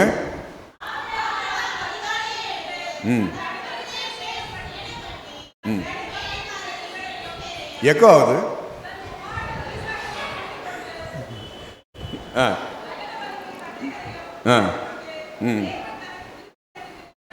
இங்க ஒன்று கவனிச்சிங்களா? இங்க வீட்டில் இன்னொரு கேரக்டர் இருக்காங்க. யாரு யாரு? சாராள்கிட்ட அவர் டிஸ்கஸ் பண்ணவே இல்லை. எப்படி? சாராள்கிட்ட டிஸ்கஸ் பண்ணவே இல்லை. நல்லா யோசிச்சு பாருங்களேன். நீங்கள் நிறைய பொருத்தனைகளை மிஸ் பண்ணதுக்கு காரணம் என்னவா இருக்கும் தெரியுமா? நிறைய பொருத்தனைகளை கோட்டை விட்டதுக்கு காரணம் என்னவா தெரியுமா? இங்கே ஐயர் பயங்கரமாக பேசுவார். அப்படியே அங்கேருந்து கண்ணீராக வரும், அப்படி எமோஷ்னலாகும், இருதயம் அப்படியே பொங்கி பொங்கி பொங்கி பொங்கி பொங்கி வலியுது அப்படின்னு மாதிரி நம்ம மனசில் யோசிச்சோம். ஆஹா, நான் இந்த காரியத்தை சபைக்கு செய்ய போகிறேன், இதை நான் தான் செய்ய போகிறேன், இதை செய்ய போகிறேன், இப்படி செய்ய போகிறேன்னு சொல்லிட்டு நம்ம பொருத்தனை பண்ணுவோம் இல்லையா? 1ஆம் தேதியிலேருந்து நான் இந்த காரியத்தை இனிமேல் என் வாழ்க்கையில் நான் செய்யவே மாட்டேன் அப்படின்னு சொல்லி பைபிளில் ஆண்டவர் மேலே எல்லார் மேலேயும் சத்தியமும் பண்ணிவிட்டு இந்த இடத்த விட்டு நம்ம போயிடுவோம். ஆனால் வீட்டில் போய் ஒரு வார்த்தை, என் பொண்டாட்டி டிஸ்கஸ் பண்ணிட்டு வரேன் அப்படின்னு போய் நீங்கள் என் வீட்டுக்கார்ட்ட டிஸ்கஸ் பண்ணிட்டு வரேன் அப்படின்னு சொல்லி வச்சுங்களேன், அந்த ஒரு வாரத்தில் அது மொத்தமும் ஒன்றும் இல்லாமல் போயிடும். நீங்கள் நான் சொல்கிறேன், வருஷத்துக்கு ஒரு 10 பொருத்தனையாவது நீங்கள் அப்படி மறுதளிச்சிருப்பீங்க. ஒரு வருஷத்துக்கு ஒரு 10 பொருத்தனையாவது அது நம்ம மனசே சொல்லும், இது செய்யலைன்னா ஒன்றும் தப்பு இல்லை அப்படின்னு சொல்லி நம்ம மனசே அடுத்தது அதுக்கு ஒரு மார்க் போட்டு கொடுக்கும். அதனால் இதை போல் அப்படி ஒரு வாய்ப்பே கொடுக்காம இந்த தாத்தா போய் அமைதியாக படுத்துட்டார். இந்த தாத்தா போய் அமைதியாக படுத்துட்டார். ஏன் அவர் அமைதியாக படுத்தார்? ஒருவேளை பாட்டியை கூப்பிட்டு, ஏம்மா அந்த மாதிரி நாம் உன் புத்திரனும் உன் ஏக சுதனும் அவனை கூப்பிட்டு மோரியா தேசத்துக்கு வந்து நான் காட்டுற மலை மேலே ஒரே போடா போட்டுருன்னு அவர் என்கிட்ட கேட்டிருக்காருமா அப்படின்னா அந்த மாதிரி என்ன சொல்லியிருப்பாங்க? டேய் இங்கே வா, அவனை என்கிட்ட கொடு, பக்கத்தில் உட்கார வச்சுட்டு நீ போ. என்னது, இதுக்கு மேலே ஒன்றை வச்சு எந்த பிரயோஜனமும் எனக்கு இல்லை, நீ போ, நான் இவனை பார்த்துக்கிறேன் அப்படின்னு இருப்பாங்க அந்த அம்மா. விசுவாசத்தில் எந்த விதத்துலையும் ஒரு சின்ன ஷேக் ஆகிடக்கூடாது அப்படிங்கிறதுனால அவர் என்ன பண்ணுறார், மனைவிக்கிட்டே ஒரு வார்த்தை அவர் டிஸ்கஸ் பண்ணவே இல்லை, சொல்லவே இல்லை. யார் கொடுத்தா? யோபு சொல்கிறார், கர்த்தர் கொடுத்தார். எவ்வளோ பெரிய வார்த்தை அது, எவ்வளோ பெரிய வார்த்தை. யோபுடைய விசுவாசத்தெல்லாம் நீங்கள் பார்த்தீங்க அப்படின்னு சொல்லி சொன்னால், அவன் குடும்பத்தை ராஜா மாதிரி வச்சுருந்தான். 10 பிள்ளைகள், எத்தனையோ குதிரை, எத்தனையோ கழுதை, எத்தனையோன்னு கணக்கு இல்லாமல் அவனுக்கு ஆண்டவர் கொடுத்துருந்தாரு. ஒரு மனைவியை கொடுத்துருந்தார். யோபுக்கு ஒரு மனைவியை கொடுத்துருந்தார். பயங்கரமான ஆள் ஆண்டவர். எப்படி தெரியுமா? ஒரு மனைவியை கொடுத்துருந்தாரு, எல்லாத்தையும் எடுத்துட்டார் அவங்ககிட்ட இருந்து. எல்லாத்தையும் கவனிக்கிறீங்களா? எல்லாத்தையும் அவங்ககிட்ட இருந்து எடுத்துட்டாரு, மனைவி மட்டும் எடுக்கல. ஏன்? விசுவாசத்தை நோண்டுறதுக்குன்னு ஒரு ஆளை பக்கத்தில் வைக்கணும். எப்படி? விசுவாசத்தை சேலஞ்ச் பண்ணுறதுக்குன்னு ஒரு ஆளை பக்கத்தில் வைக்கணும். இந்த அம்மா ராணி மாதிரி வாழ்ந்த அம்மா 2ஆம் அதிகாரம் 9ஆம் வசனத்தை சொல்கிறாங்க.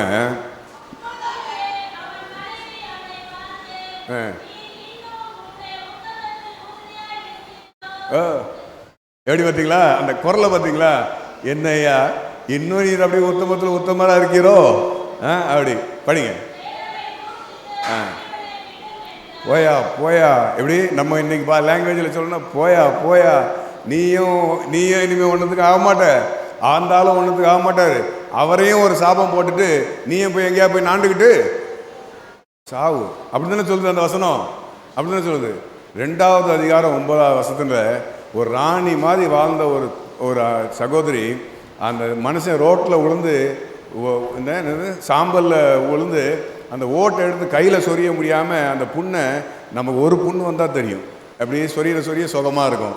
அதுக்கப்புறம் ரத்தம் வரும், அதுக்கப்புறம் எரிச்சல் வரும், ஒரு புண்ணுக்கே நம்ம என்ன பாடுபட்டிருக்கோம். எனக்கு இந்த வெத்தலை போடுறதுக்கு ஆசைப்பட்டு போன மாதம் என்ன பண்ணேன், தொடர்ந்து டெய்லி வெத்தலை போடுறேன். இப்போ கூட நைட்டு கொஞ்சம் கொஞ்சம் போடுறேன். இது இந்த கால்சியம் இருக்குது, அதில் வெத்தலையில் நிறையா இது இருக்குது, பாக்கில் நிறைய புயலை போடுறதில்ல, புயலெல்லாம் வெத்தலை போடுறேன்.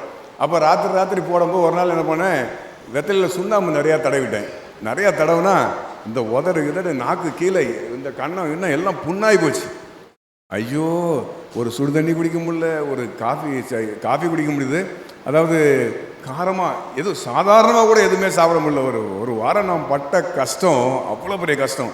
எது பட்டாலும் எரிச்சல் தாங்க முடியல, அப்படியே உடம்பெல்லாம் வெறுன்னு வந்துடுது. அந்த கொஞ்சம் புண்ணுக்கு நான் பட்ட கஷ்டம், கொஞ்சம் பொத்துட்டதுனால நான் பட்ட கஷ்டம், இல்லை ஒரு சின்ன ஒரு காயத்தில் நமக்கு வந்த எரிச்சல்னால வந்த கஷ்டம். ஆனால் உடம்பு தலையிலேருந்து கால் வரைக்கும் வேதனையில் இருக்கான் ஒருத்தன். எப்படி கட்டின புருஷன், அவனை பார்த்து மனைவிக்கு அழுக வரல, வேதனை வரல, கஷ்டம் வரல. ஏன் இன்னும் நீ வாழ்ந்துட்டு இருக்கிற, தேவனை தூசித்து நீயும் சாவு, அந்தாலையும் தடுத்துறது, அந்தாலையும் கை தலைமொழிக்கிட்டு போ அப்படின்னு சொல்லி அந்த அம்மா சொல்லுது. அந்த எரிச்சலில் நீங்களும் நானும் வந்தால் என்ன சொல்லியிருப்போம்? ஆண்கள் யோசிச்சு பாருங்க. அந்த எரிச்சலில் அந்த கோபத்தில் நீங்களும் நானும் தான் என்ன சொல்லியிருப்போம்? அவர் சொல்கிறாரு, பைத்தியக்காரி பேசுகிற மாதிரி பேசுறியம்மா, பைத்தியக்காரி சீப்போ நாய. நம்ம வாயில் அப்படி தானே வரும். ஏன்னா பைத்தியம் பிடிச்சிருக்கா அவனுக்கு, பைத்தியக்காரி பேசுகிற மாதிரி பேசுறியம்மா. ஏன்னா அவருக்கு தெரியும் நான் உங்க கூட வாழ்ந்துருக்கிறேன், 10 பிள்ளை பெற்றிருக்கிறேன். ஏன்னா நீ நல்லவா, நீ பைத்தியக்காரி இல்லை, எனக்கு நல்லா தெரியும். ஆனால் இன்னைக்கு நீ பைத்தியக்காரி பேசுகிற மாதிரி பேசுறியம்மா, அவர்கிட்ட இருந்து நன்மை பெற்ற நாம் அனுபவிக்க வேண்டாமா அப்படின்னு சொல்லி எவ்வளோ பக்குவமான ஞானமான வார்த்தை பார்த்தீங்களா? அதுதான் யோபு பற்றி ஆண்டவர் அப்படி சாட்சி சொல்கிறார் அப்படின்னு சொல்லி சொன்னால், அந்த இடத்துல அவன் ஒரு வார்த்தையினால கூட என்னை கஷ்டப்படுத்தலை அப்படின்னு ஆண்டவரே சாட்சி சொல்கிறார். இதெல்லாம் இந்த இடத்துல அவர் வார்த்தையில் ஒரு சின்ன தப்பு பண்ணியிருந்தா கூட ஆண்டவர் வருத்தப்பட முடியாது. நல்லா யோசிச்சு பாருங்கள், இப்படி ஒரு தரித்திரத்தை எனக்கு கொடுத்துட்டு ஐயா, நானே இங்கே கிடந்து சொரிஞ்சிட்டு கிடக்கிறேன், இது வேற என்னை வந்து வேதனைப்படுத்துதேன்னு சொன்னால் என்ன சொல்லியிருக்க முடியும்? யோசிச்சு பாருங்க. உண்மையிலே அவர் அவ்வளோ பாடு அனுப்பியிருக்கார் சரீரத்தில், மனசில் அவ்வளோ பாடு, வேதனை, ஆசையெல்லாம் பொறுத்த நல்லா இருந்து தெருவுக்கு வந்துட்டான்னா எவ்வளோ பெரிய கஷ்டம் தெரியுமா? எவ்வளோ பெரிய கஷ்டம் தெரியுமா? அதை அனுபவிக்கிறது தான் தெரியும் அந்த வழி. 10 பிள்ளைகளை கையில் இருந்த பிள்ளைகளை கோட்டை விட்டுருக்குறான். அப்படிப்பட்டவன் அவ்வளோ பெரிய ஆசைகளை அழிக்க விட்டுருக்குறான். அப்படிப்பட்டவனுக்கு அவ்வளோ வேதனை மத்தியில் மனைவியும் வந்து வேதனைப்படுத்தும் போது அந்த ஞானமுள்ள வார்த்தை அவன் வாயிலிருந்து வர்ற காரணம் ஆண்டவர் அவனுக்குள்ளே இருந்து. ஆண்டவர் அவன் அதே போல தான் ஆபிரகாமுக்கும். ஆபிரகாமை பார்த்து அவர் சொல்கிறாரு, அவன் ஆபிரகாமுக்கு ஒரு நல்ல மனசு. அவனுடைய தம்பிக்கு கூப்பிட்டு இந்த சொத்து பிரிக்கும் போது எப்படி பிரித்தான்? நல்லா யோசித்து பாருங்க. ஆண்டவர் ஒருத்தர் ஆசீர்வதிக்கிறாருன்னா அவன் மனசை வச்சு மட்டும்தான் ஆசீர்வதிக்கிறார். அவனுடைய மனசை வச்சு மட்டும்தான் ஆசீர்வதிக்கிறார். அம்பானியும் அவனுடைய 2 பசங்க இருக்காங்க இல்லையா, சொத்து பிரித்தாங்க. சொத்து பிரிக்க நிறைய பேருக்கு தெரிஞ்சிருக்கும். அது 2 பேருக்கும் பயங்கர பிரச்சனை. அதில் அப்புறம் பெரிய பஞ்சாயத்துலாம் பண்ணி தான் சில சொத்துக்களை அவங்க பிரிச்சு. உலகத்திலே பெரிய பணக்காரனுங்க அவனுங்க. இன்றைக்கி இருக்கிற இந்த ஊரில் இருக்க அவ்வளோ பேருக்கும் சொத்தை பிரித்து கொடுத்தான்னா நம்மலாம் ஒரு 10-100 தலைமுறைக்கு வேலைக்கே போக வேண்டாம், உட்காந்து திங்கலாம். இந்த சென்னை முழுசும் கொடுத்துடலாம்னு நினைக்கிறான். அவனுக்கு சொத்தை பிரித்து கொடுத்தா கூட நம்ம 100 தலைமுறைக்கு அவ்வளோ சொத்தை வச்சுட்டு இருக்கவனுங்க அண்ணன் தம்பியும் சண்டை போட்டு சொத்தை பிரிக்கும் போது அவங்களுக்குள்ள அவ்வளோ பிரச்சனை வந்துச்சு. பெரிய பணக்காரங்க பிர்லா அவங்க சொத்து பிரிக்கும் போது அவங்க குடும்பத்தில் அவ்வளோ பிரச்சனை வந்துச்சு. இந்த ரெய்மான்ஸ்னு ஒரு கம்பெனி நீங்கள்லாம் கேள்விப்பட்டிருப்பீங்க. அவங்க சொத்து பிரித்து அவங்க பையனை கொடுத்துட்ட, பையன் அப்பக்காரனை தெருவில் விட்டுட்டான். இன்னைக்கு அப்பக்காரனை தெருவில் விட்டுட்டான். அப்படி சொத்து அப்படிங்கிறது அவ்வளோ பெரிய விஷயம். அன்னையிலேருந்து இன்னைக்கு வரைக்கும் அந்த சொத்துக்காக தான் ஏசாவுக்கும் சண்டை வந்துச்சு, பிரச்சனை வந்துச்சு, ஒருத்தன் கொல்றதுக்கு தேடிக்கிட்டு இருந்தான். ஆனால் ஆபிரகாமுக்கிட்ட வரும்போது ஆபிரகாம் சொல்கிறான், நீ எந்த பக்கம் உனக்கு பிடிக்குதோ எதை வேணாலும் பாரு தம்பி, எதை வேணாலும் பாரு, உனக்கு பிடிச்சதை நீ எடுத்துக்க, நீ எதை மிச்சம் வைக்கிறியோ. யாராவது ஒருத்தர் நம்ம அந்த வார்த்தையை சொல்லியிருப்போமா? நம்ம அண்ணன் தம்பி அக்கா தங்கச்சியை பார்த்து நம்மளால் சொல்ல முடியுமா? யோசிச்சு பாருங்க. மனசு இருதயத்தின் ஆழத்தை அறிகிற தேவன், இருதயத்தை ஆராய்ந்து அறிகிற தேவன். லோத்துக்கிட்ட அவர் சொல்கிறார், நீ என்ன வேணாலும் எடுத்துக்க போ. அவனுக்கு கண்களுக்கு பசுமையாக தெரிஞ்சதெல்லாம் எடுத்துகிட்டு போனான். லோத்துடைய வாழ்க்கை எப்படி இருந்துச்சு? இவன் மிச்சம் விட்டதை எடுத்துக்கிட்டு ஆபிரகாம் தன்னுடைய பிரயாணத்தை தொடங்கினான். ஆனால் ஆண்டவர் ஆபிரகாம் கூட வந்துட்டார். எப்படி? ஆண்டவர் ஆபிரகாம் கூட வந்துட்டார். என்றைக்கும் நீங்களே இருக்கிறீங்க, உங்களுக்கு 2 பிள்ளை இருக்குது. நான் எப்பவுமே இந்த குடும்பத்தை வச்சு நிறையா சொல்லுவேன். 2 பிள்ளை இருக்குது. ஒரு பிள்ளை ரொம்ப ரொம்ப நல்லா இருக்கான், ஒரு பிள்ளை சும்மா ஆவரேஜாக இருக்கான். உங்கள் மனசு எங்கே இருக்கும்? உங்கள் மனசு எங்கே இருக்கும்? ஒரு தாயா ஒரு தகப்பனா உங்கள் மனசு எங்கெங்க இருக்கும்? உங்களுக்கு அந்த ஆசி வேணுமா, ஆண்டவர் வேணுமா? உங்களுக்கு அந்த ஆசி வேணுமா, ஆண்டவர் வேணுமா? இதில் ஆபிரகாம் ரொம்ப தெளிவான ஆள். அதனால தான் ஆண்டவர் அவன் கூடயே பிரயாணப்பட்டு வர்றார். அவனை அங்கங்கே டெஸ்ட் வச்சுக்கிட்டே இருக்கிறார். அவனை பற்றி நல்லா தெரியும், இருந்தாலும் டெஸ்ட் வைக்கிறார். ஏன் தெரியுமா? அவர் அன்னைக்கு டெஸ்ட் வச்சனால்தான் இன்னைக்கு அந்த டெஸ்ட்டை பார்த்து நம்மளாவது கொஞ்சமாவது மாறி வரணுங்கிறக்காக தான் அந்த டெஸ்ட்டை வச்சு ரெக்கார்ட் பண்ணியிருக்கார் பைபிளில். நமக்கு அப்படி ஒரு சாட்சி இல்லைன்னா, நமக்கு ஒன்றுமே தெரியாமல் போயிருக்கும். அதனால தான் ஆண்டவர் ஒரு உயிருள்ள சாட்சியாக ஆபிரகாமை வேதத்தில் பதிய வச்சிருக்கிறார். அப்போது அவர் மனைவி கிட்ட அவர் ஒரு வார்த்தை சொல்லவே இல்லை. சொல்லாமலே காலையிலே ஆபிரகாம் அதிகாலையில் எழுந்து தன் கழுதையின் மேல் சேனம் கட்டி தன் வேலைக்காரன் 2 பேரையும் தன் குமாரன் ஈசாக்கையும் கூட்டிக் கொண்டு தகனபலி கட்டைகளையும் பிளந்து கொண்டு தேவன் தனக்கு குறித்த இடத்திற்கு புறப்பட்டு போனான். அடுத்த வசனம் பாருங்க. படி. 3 நாள் பிரயாணப்பட்டு போயிருக்கான். நல்ல யோசிச்சு பாருங்களேன். 3 நாள் பிரயாணமாக போயிருக்கான். கழுதையில் சேனம் கட்டிக்கிட்டு என்னத்தை எடுத்துகிட்டு போகிறான்? 3 நாள் பிரயாணம். ஒரு கத்தி எடுத்துகிட்டு போகிறான், ஒரு நெருப்பு எடுத்துகிட்டு போகிறான் கையில். அங்கே கதை சொல்கிறதுக்கு எந்த வாய்ப்பும் இவனே கொடுக்கல. அங்கே போய் ஐயோ எனக்கு நெருப்பு இல்லையா, அதனால் தகர்மொழி கொடுக்க முடியல, கத்தி இருக்கு, கத்தி இங்கே இருக்கும்னு நினச்சிட்டு வந்தேன், கத்தி இல்லை அதனால் என் பிள்ளையை வெட்ட முடியல, எந்த சாக்கு போக்கும் இடம் கொடுக்காம 2 வேலைக்காரனை கூட கூப்பிட்டுக்கிறான், கத்தி எடுத்துக்கிறான், நெருப்பையும் கையில் எடுத்துக்கிட்டு அங்கேருந்து 3 நாள் பிரயாணம் பண்ணி போயிருக்கான். அவனுடைய விசுவாசம் ஒரு இடத்துலையும் அசைக்கப்படவே இல்லை. அவனுடைய விசுவாசம் ஒரு இடத்துலையும் அசைக்கப்படவே இல்லை. தன் கண்களை ஏறெடுத்து பார்த்து தூரத்தில் அந்த இடத்தை கண்டு ஆபிரகாம் தன் வேலைக்காரரை நோக்கி, நீங்கள் கழுதையை நிறுத்தி இங்கே காத்திருங்கள், நானும் பிள்ளையாண்டானும் அவ்விடம் மட்டும் போய் தொழுது கொண்டு உங்களிடத்திற்கு திரும்பி வருவோம்.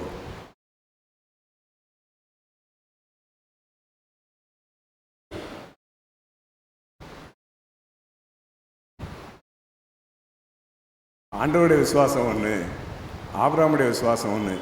ஆனால் ஆண்டவருக்கு விரோதமாக ஆபிரகாம் பேசவே இல்லை. எப்படி? ஆண்டவருக்கு விரோதமாக ஆபிரகாம் பேசவே இல்லை.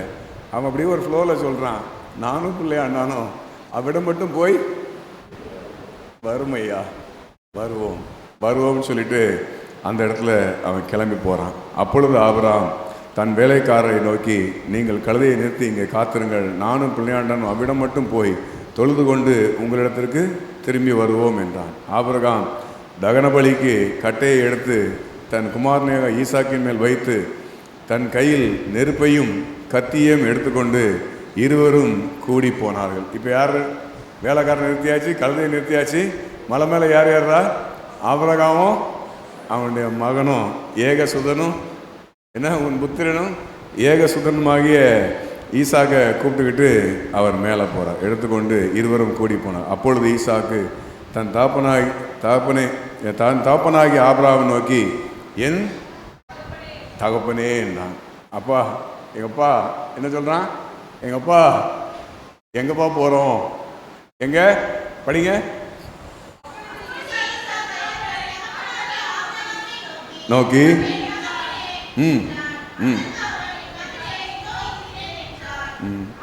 என் தகப்பனே என்றான். அதற்கு அவன், என் மகனே இதோ இருக்கு. அங்கேயும் பாருங்க, ஏசாமி கேட்ட மாதிரியே தான் இருக்கு. இங்கே இவன் ஆண்டவர் கேட்ட மாதிரியே கேட்குறான்.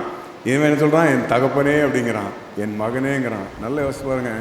மகனை வெட்டுறதுக்காக தகப்பன் கூப்பிட்டு போகிறான். எங்கே கூப்பிட்டு போகிறான்? மகனை கத்தி எடுத்து ஒரே போடுறதுக்காக மலை மேலே கூப்பிட்டு போகிறான். அப்போ பிள்ளை சொல்லுது, என் தகப்பனே அப்படிங்குது, என் மகனே அப்படிங்கிறான். வாசிங்க.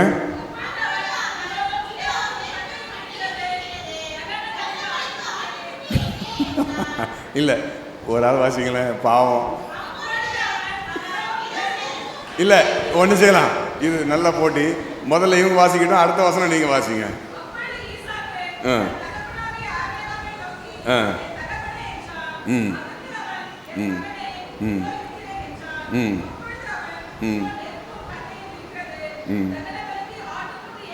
எவ்வளோ பெரிய போராட்டம் பார்த்தீங்களா? அவன் பிள்ளை அவன் நிறைய வாட்டி தகப்பனோட போயிருக்கான். தகன பலி கொடுக்குறதுக்கு தகப்பனோட போயிருக்கான். அப்போ அவன் என்ன பண்ணுறான்? நெருப்பை கொண்டு போகிறான், கத்தியை கொண்டு போகிறான், ஆட்டுக்கடாவையும் பலி கொடுக்குற கொண்டு போகிறான். இப்போ பிள்ளை கேட்குறான், எப்பா நெருப்பு இருக்குது, கத்தி இருக்குது, ஆட்டுக்கடா எங்கப்பா அப்படின்னு சொல்லி கேட்குறான். அவங்க வாசிக்கிட்டோம்.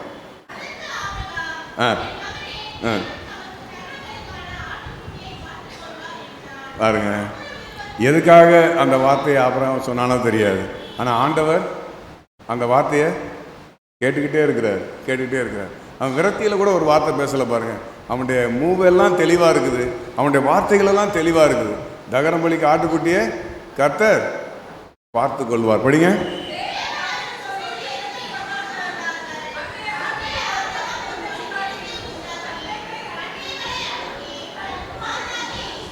இருங்க, நானே படிச்சிடுறேன். இப்போ எங்கே விட்டேன்னு எனக்கே தெரியாது உங்களுக்கு. ஆமாம், நெருக்கு கட்டையும் இருக்குது, தகன பலிக்கு ஆட்டுக்குட்டி எங்கே என்றான். அதற்கு ஆபிரகாம், என் மகனே, தேவன் தமக்கு தகன பலிக்கான ஆட்டுக்குட்டியை பார்த்து கொள்வார் என்றார். அப்புறம் இருவரும் கூடி போய் தேவன் அவனுக்கு சொல்லியிருந்த இடத்துக்கு வந்தார்கள். அங்கே ஆபிரகாம் ஒரு பலிபீடத்தை உண்டாக்கி கட்டைகளை அடுக்கி தன் குமாரனாகி ஈசாக்கை கட்டி அந்த பலிபீடத்தில் அடுக்கிய கட்டைகள் மேல் அவனை கிடத்தினான். பாருங்கள், அந்த பிள்ளை ஏறி போகும்போதே கேட்டுட்டான், கத்தி இருக்குது, நெருப்பு இருக்குது, ஆடு எங்கன்னு கேட்டான். அவனுக்கு பலி கொடுக்குறத பற்றி நல்லா தெரிஞ்சனால்தான் அவன் அதை கேட்டான். இங்கே பலிபீடத்தை ரெடி பண்ணியாச்சு, கட்டைகளெல்லாம் அடுக்கியாச்சு. அடுக்கிட்டு பையனை தூக்கி படுக்க வைக்கிறான். பையனை தூக்கி, அந்த பிள்ளை எவ்வளோ ஒழுக்கமான பிள்ளை அப்படிங்கிறத யோசிச்சு பாருங்க. அவனை பையனை தூக்கி படுக்க வைக்கிறான். எந்த பிள்ளையாவது படுக்குமா? தெரியும். இப்போ எதுக்காக படுக்க வைக்கிறாங்கிறது கண்டிப்பாக பிள்ளைக்கு தெரியும். ஆனால் ஒரு நம்பிக்கை, இது எங்க அப்பா, இது என்னுடைய தகப்பன், எனக்கு விரோதமாக ஒன்றும் செய்ய மாட்டாங்க அப்படிங்கிற ஒரு நம்பிக்கை அந்த பிள்ளை. ஏன்னா விவரமாக கேட்டிருக்கான்ல, ஏற்கனவே கேட்டான். அவன் ஆடு எங்கன்னு கேட்டான். ஆடு ஆண்டவர் பார்த்துக்குவாருன்னு சொன்னேன். என்னையா படுக்கிற கலட்டு போயிலன்னு அவன் கேட்டிருக்கணும். எப்படி நீ ஆட்டை நீ காட்டுறேன்னு சொல்லிட்டு கடைசியில் என்ன குழந்தை போட்டு வச்சிருக்கிய, உனக்கு என்ன மூளை மணிக்கு போச்சான்னு அவன் கேட்டிருக்கான். ஆனால் அவன் எதையுமே பேசாமல், வேதத்தின்படி அவன் எதுவுமே சொல்லாமல் அமைதியாக அவன் படுத்திருக்கிறான். அப்போது அவனை கிடத்தினான். பின்பு ஆபிரகாம் தன் குமாரனை வெட்டும்படிக்கு தன் கையை நீட்டி கத்தி எடுத்தான். பாருங்க, அங்கே இன்னும் பெரிய ப்ரேயர் பண்ணி அங்கே பாட்டு பாடி அங்கே அந்த ஷோலாம் அவன் ஒன்றும் காட்டிக்கிட்டல. பையில படுக்க வைக்கிறான். ஆண்டவர் கேட்ட மாதிரி கத்தியை எடுத்துட்டான், பலி கொடுக்கறதுக்கு கத்தி எடுத்துட்டான். அப்பவும் பிள்ளை எந்த சத்தமும் அங்கே கொடுக்கல, எந்த சத்தமும். பின்பு ஆவரம் கையை நீட்டி எடுத்தான். நல்லா யோசிச்சு பாருங்க. அப்பொழுது கர்த்தருடைய தூதனான வானத்திலிருந்து நல்லா யோசிச்சு பாருங்க. ஆபிரகாமே அப்படிங்கிறதுக்கும் ஆபிரகாம்னு கூப்பிட்றதுக்கும் வித்தியாசம் இருக்குது. நீங்கள் இதை யோசிச்சிருக்கீங்களா? நல்லா பாருங்கள். ஒரு சாதாரணமாக கூப்பிடணும் அப்படின்னா அண்ணே அப்படின்னு கூப்பிடுவோம் இல்லையா?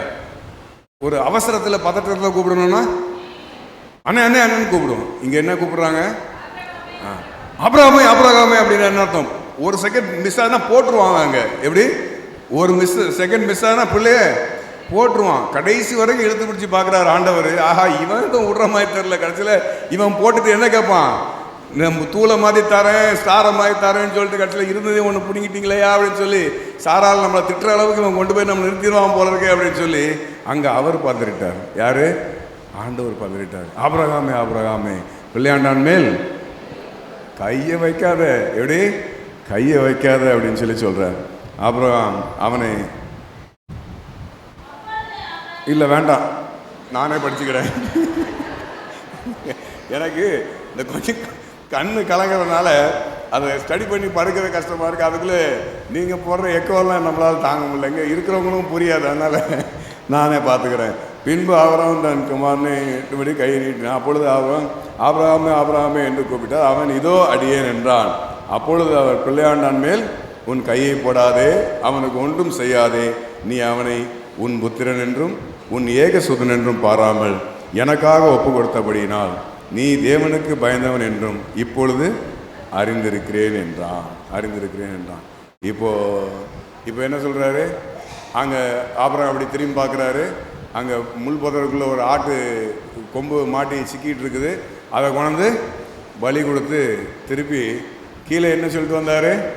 நானும் பிள்ளையாண்டானும் அவ்விடம் மட்டும் போய் திரும்பி வருவோம்னு சொல்லிட்டு வந்தார். திரும்பி வரும்னு சொல்கிறார். பையன் என்ன சொன்னார்? கர்த்தர் தகனபலிக்கான ஆட்டுக்குட்டியை பார்த்து கொள்வார்னு சொல்லிட்டு வந்தார். இப்போ ரெண்டுமே நடந்துருச்சா? இப்போ தகப்பனும் மகனும் பலி கொடுத்துட்டு கீழே இறங்கி போகிறாங்க. திருப்பி 16ஆம் வசனத்தில் சொல்கிறாரு, நீ உன் புத்திரன் என்றும் உன் ஏகசுதன் என்றும் பாராமல் அவனை ஒப்பு கொடுத்து இந்த காரியத்தை செய்தபடியால் நான் உன்னை ஆசீர்வதிக்கவே ஆசீர்வதித்து உன் சந்ததியை வானத்தின் நட்சத்திரங்கள் போலவும் கடற்கரை மணலை போலவும் பெருகவே பெருக பண்ணுவேன் என்று உன் சந்ததியார் தங்கள் சத்துருக்களின் வாசல்களை சுதந்திரத்து கொள்வார்கள் என்று சொல்லி பாருங்க. முதல்ல தூசி, ரெண்டாவது நட்சத்திரம், இப்போ என்னது? கடற்கரை மணலை போல. கடற்கரை மணலை போல ஆண்டவருடைய பாதத்திலேருந்து ஆசீர்வாதங்கள் நமக்கு வேணும் அப்படின்னு சொல்லி சொன்னால் அவருக்கு அவர் சொல்கிறபடியெல்லாம் கேட்கலாம். ஒருவேளை அன்றைக்கி ஆபிரகாம்கிட்ட ஆண்டவர் நேராக பேசிட்டாரு. இன்றைக்கி நம்மகிட்ட எது மூலமாக பேச போகிறாரு? இன்றைக்கி எது மூலமாக பேச போகிறாரு? வேதத்தின் மூலமாக பேச போகிறாரு. நான் யார் வாயும் உங்களை ஒரு நாளும் பார்க்க சொல்ல மாட்டேன். அந்த ஊழியக்காரங்கிட்ட போய் பாருங்கள், இந்த ஊழியக்காரங்கிட்ட பாருங்கன்னு ஒரு நாளும் உங்கள்கிட்ட சொல்ல மாட்டேன். வேதமும் அப்படி சொல்லவே இல்லை. வேதமோ சிலர் எங்கே என்றும் சிலர் இங்கே என்றும். அப்படின்னா என்ன அர்த்தம்? தப்பாக போகிறீங்கன்னு அர்த்தம். அப்படி போகிறது தப்புன்னு தான் அர்த்தம். உங்களுக்கு ஆண்டவர் ஒரு ஆலயத்தை கொடுத்துருக்கிறாரு. இங்கே ஒருத்தர் உட்காந்து குமுறுன்னு குமுறிட்டு இருக்காரு. எப்படியாவது என் ஆலயம் சீர்பற்றோம், என் ஜனங்க சீர்பற்றோன்னு சொல்லி இதை மீறியா உங்களை மூஞ்சே தெரியாத ஒருத்தர் உங்களுக்கு நல்ல காரியம் செஞ்சிட போகிறாங்க. சிலர் இங்கே இன்னொன்று வேதத்தில் ஒரு வசனம் இருக்குது. என்னென்ன தங்களுக்கு ஏற்ற போதர்களை தங்களுக்கு இச்சைகளுக்கு ஏற்றபடி செவி திணவர்களாகி, இந்த செவி திணவுன்னா என்னது? திமிரு பிடிச்சி போய் அப்படியே காதில் நல்ல வார்த்தை மட்டும் கேட்கணுமா? எப்படி நல்ல வார்த்தை மட்டும் செவி திணவர்களாகி தங்களுக்கு ஏற்ற போதர்களை தங்களே உருவாக்கி கொண்டார்கள். இன்றைக்கி நீங்கள் உருவாக்கின போதர்கள் தான் அப்படியே வெளியே இயேசு உங்களை நேசிக்கிறார், இயேசு உங்களை ஆசீர்வதிக்கிறார், உன் மாப்பிச தொட்டியும் உன எதுவுமே உங்கள்கிட்ட குறையாது. ஆசீர்வாதம் ஆசீர்வாதம் ஆசீர்வாதம் ஆசீர்வாதம்னு பிரசங்கத்தை பண்ணுறாங்க. ஆனால் ஆண்டவருடைய ஆலயத்தில் ஆண்டவருடைய வசனத்தின்படி ஒரு கண்டிஷன் இல்லாமல் ஒரு ஆசீர்வாதம் கிடையவே கிடையாது. எங்கேயாவது ஒரு ஆசீர்வாதம் உங்களுக்கு தனியாக ஒத்தையாக இருந்தால் நீங்கள் என்னை எடுத்து கொடுத்துட்டு போங்க, நான் நான் புத்தமதத்துக்கு மாறிடுறேன். நீங்கள் ஒரு வசனத்தை எடுத்து காட்டுங்க, எங்கேயாவது இடத்துல ஆண்டவர் கண்டிஷன் இல்லாமல் உங்களுக்கு ஆசீர்வாதம் கொடுத்துருக்காரு அப்படின்னு சொல்லி சொன்னால் நீங்கள் ஒரு வசனத்தை ஒரு அதிகாரத்தெல்லாம் படிச்சுட்டு சொல்லக்கூடாது. மொத்த வேதத்துலேயும் உங்களுக்கு அந்த ஞானம் இருக்கணும். நீங்கள் படித்து பாருங்கள், ஒரு இடத்துல கூட ஆண்டவர் உங்களை தனியாக ஆசீர்வாதத்தை மட்டும் சொல்ல, ஒரு வசனத்தையும் ஒரு ஒரு ஆசீர்வாதத்தையும் ஒரு கண்டிஷனையும் அந்த இடத்துல போட்டிருப்பார். இல்லைன்னா ஒரு ஆசீர்வாதமும் ஒரு சாபமும் இருக்கும். இது செஞ்சே இது செய்யலைன்னா அதுன்னு இருக்கும். உபாகமம் 28 அதிகாரத்தில் எத்தனை வசனம்? 1 வசனம். மொத்தம் 68 வசனம். எத்தனை வசனம் சாபம்? எத்தனை வசனம் ஆசீர்வாதம்? 14 வசனம் ஆசீர்வாதம். 54 ஆமாம் 54 வசனம். அந்த 54 வசனத்தை வச்சு யாராவது பிரசங்கம் பண்ணியிருக்காங்களா? யாராவது பிரசங்கம் பண்ண விட்டுருவீங்களா? அவர் பண்ணிட்டு இங்கேருந்து இறங்கி போயிடுவாரா?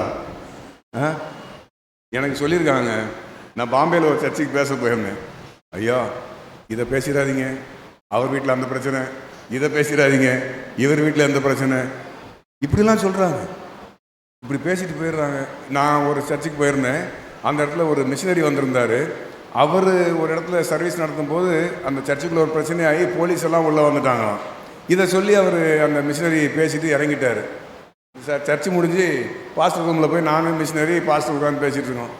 நல்லா பேசணுங்கய்யா, தலையில் அடிச்சுக்காரு பாஸ்டர், நல்லா பேசணுங்கய்யா, போலீஸ்காரன் உள்ளே வந்துட்டு போனான்னு சொல்லி சொன்னீங்க. போன வாரம் தான் எங்கள் சர்ச்சில் நடந்துச்சு.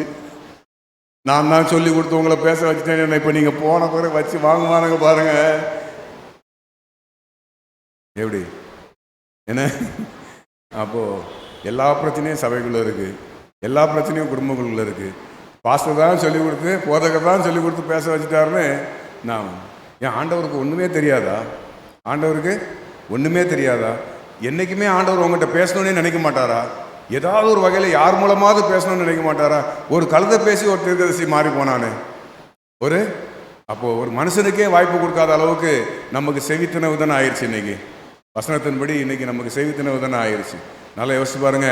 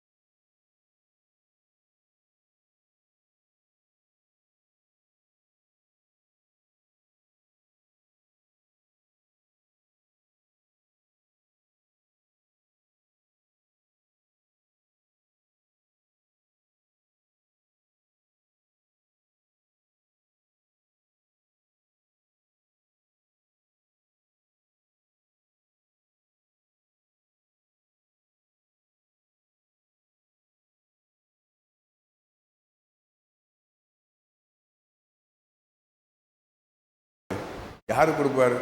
நான் நல்லா எனக்கும் எங்கள் அப்பாவுக்கும் நான் என் வாழ்க்கையில் நிறைய விஷயங்கள் ரொம்ப அதை கோடு போட்டு ரோடு போட்டு போகிறாள். நான் அப்படியே மீறி எனக்கும் எங்கள் அப்பாவுக்கும் 3 முறை சண்டை வந்திருக்கு. நான் உங்களுக்கு விசுவாசத்துக்காக நான் சொல்கிறேன். எனக்கு எங்கள் அப்பாவுக்கும் 3 முறை சண்டை வந்திருக்கு. இது ஒரு 7 வருஷத்துக்கு முன்னால் எனக்கு எங்கள் அப்பாவுக்கும் ஒரு சண்டை வந்துடுச்சு. என்ன எங்களால் இல்லை, நம்ம என் வீட்டில் மற்றவங்க இருக்காங்க இல்லையா, அப்படி ஏதோ ஒரு அந்த சண்டை வந்து அது முத்தி ராத்திரி அந்த சண்டை 3 மணி வரைக்கும் போயிடுச்சு. 11:30 மணிக்கு ஆரம்பித்து நான் பொதுவாக வீட்டுக்கு வர்றதே 11-11:30 தான் வருவேன். அப்போ ரொம்ப மொத்த எனர்ஜியும் போய் அந்த பேட்டரி டவுன் ஆகி அப்படி பொத்துன்னு உள்ற அளவுக்கு வீட்டுக்கு வருவேன்னா அந்த நேரத்தில் ஏதாவது யாராவது சொன்னால் டக்குன்னு கோவம் வந்துடும், பலகீனத்தினால கோவம் வந்துடும். அப்படி எனக்கு எங்கள் அப்பாவுக்கு சண்டை வந்து அந்த சண்டை முற்றி 3 மணி வரைக்கும் அந்த சண்டை நடந்துச்சு. கிட்டத்தட்ட 3.5 மணி நேரம் நடந்திருக்கு அந்த சண்டை. எப்படி 11:30 மணிக்கு ஆரம்பித்து 3:30 மணி வரைக்கும் நடந்திருக்கு. எங்கள் அப்பா போய் அவங்க பெட்டில் உட்காந்துட்டாங்க. உட்காந்துருக்கும்போது அவங்களுடைய இந்த பக்கம் அப்படியே நரம்பு அப்படியே புடச்சிருந்துச்சு முகத்தில். எப்படி இந்த பக்கம் நரம்பு அப்படியே புடச்சிருந்துச்சு. இப்படி இது வரைக்கும் அந்த நரம்பு புடச்சிருந்ததை நான் பார்த்தேன். எனக்கு ரொம்ப பயமாயிடுச்சு. எனக்கு அப்படியே அவங்க முகத்தை பார்த்துக்கிட்டே நிற்கிறேன். அப்படி புடச்சி நிற்குது. ஐயோ என்ன பிரச்சனையோ தெரியலையே அப்படின்ட்டு உடனே நேராக எங்கள் அப்பாட்ட போனேன். போய் அப்படியே எங்கள் அப்பா காலில் கை வச்சுட்டு சொன்னேன், அப்பா நான் தெரியாமல் பேசிட்டேன்பா, என்னை மன்னிச்சிருங்க அப்படின்னு. அப்பா நான் தெரியாமல் பேசிட்டேன்பா, நான் மன்னிச்சிருங்க. நான் இப்படி நீங்கள் திடீர்னு கேட்ட உடனே என்னால் அது கொஞ்சம் இம்பேலன்ஸ் ஆகிட்டேன், நான் அப்படி பேசிட்டேன், என்னை தயவுசெய்து மன்னிச்சிருங்க அப்படின்னு. அப்படியே எங்கள் அப்பா அமைதியாக இருந்து சொன்னாங்க.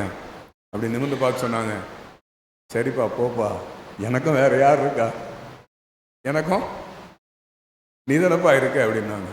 நல்லா யோசிச்சு பாருங்க.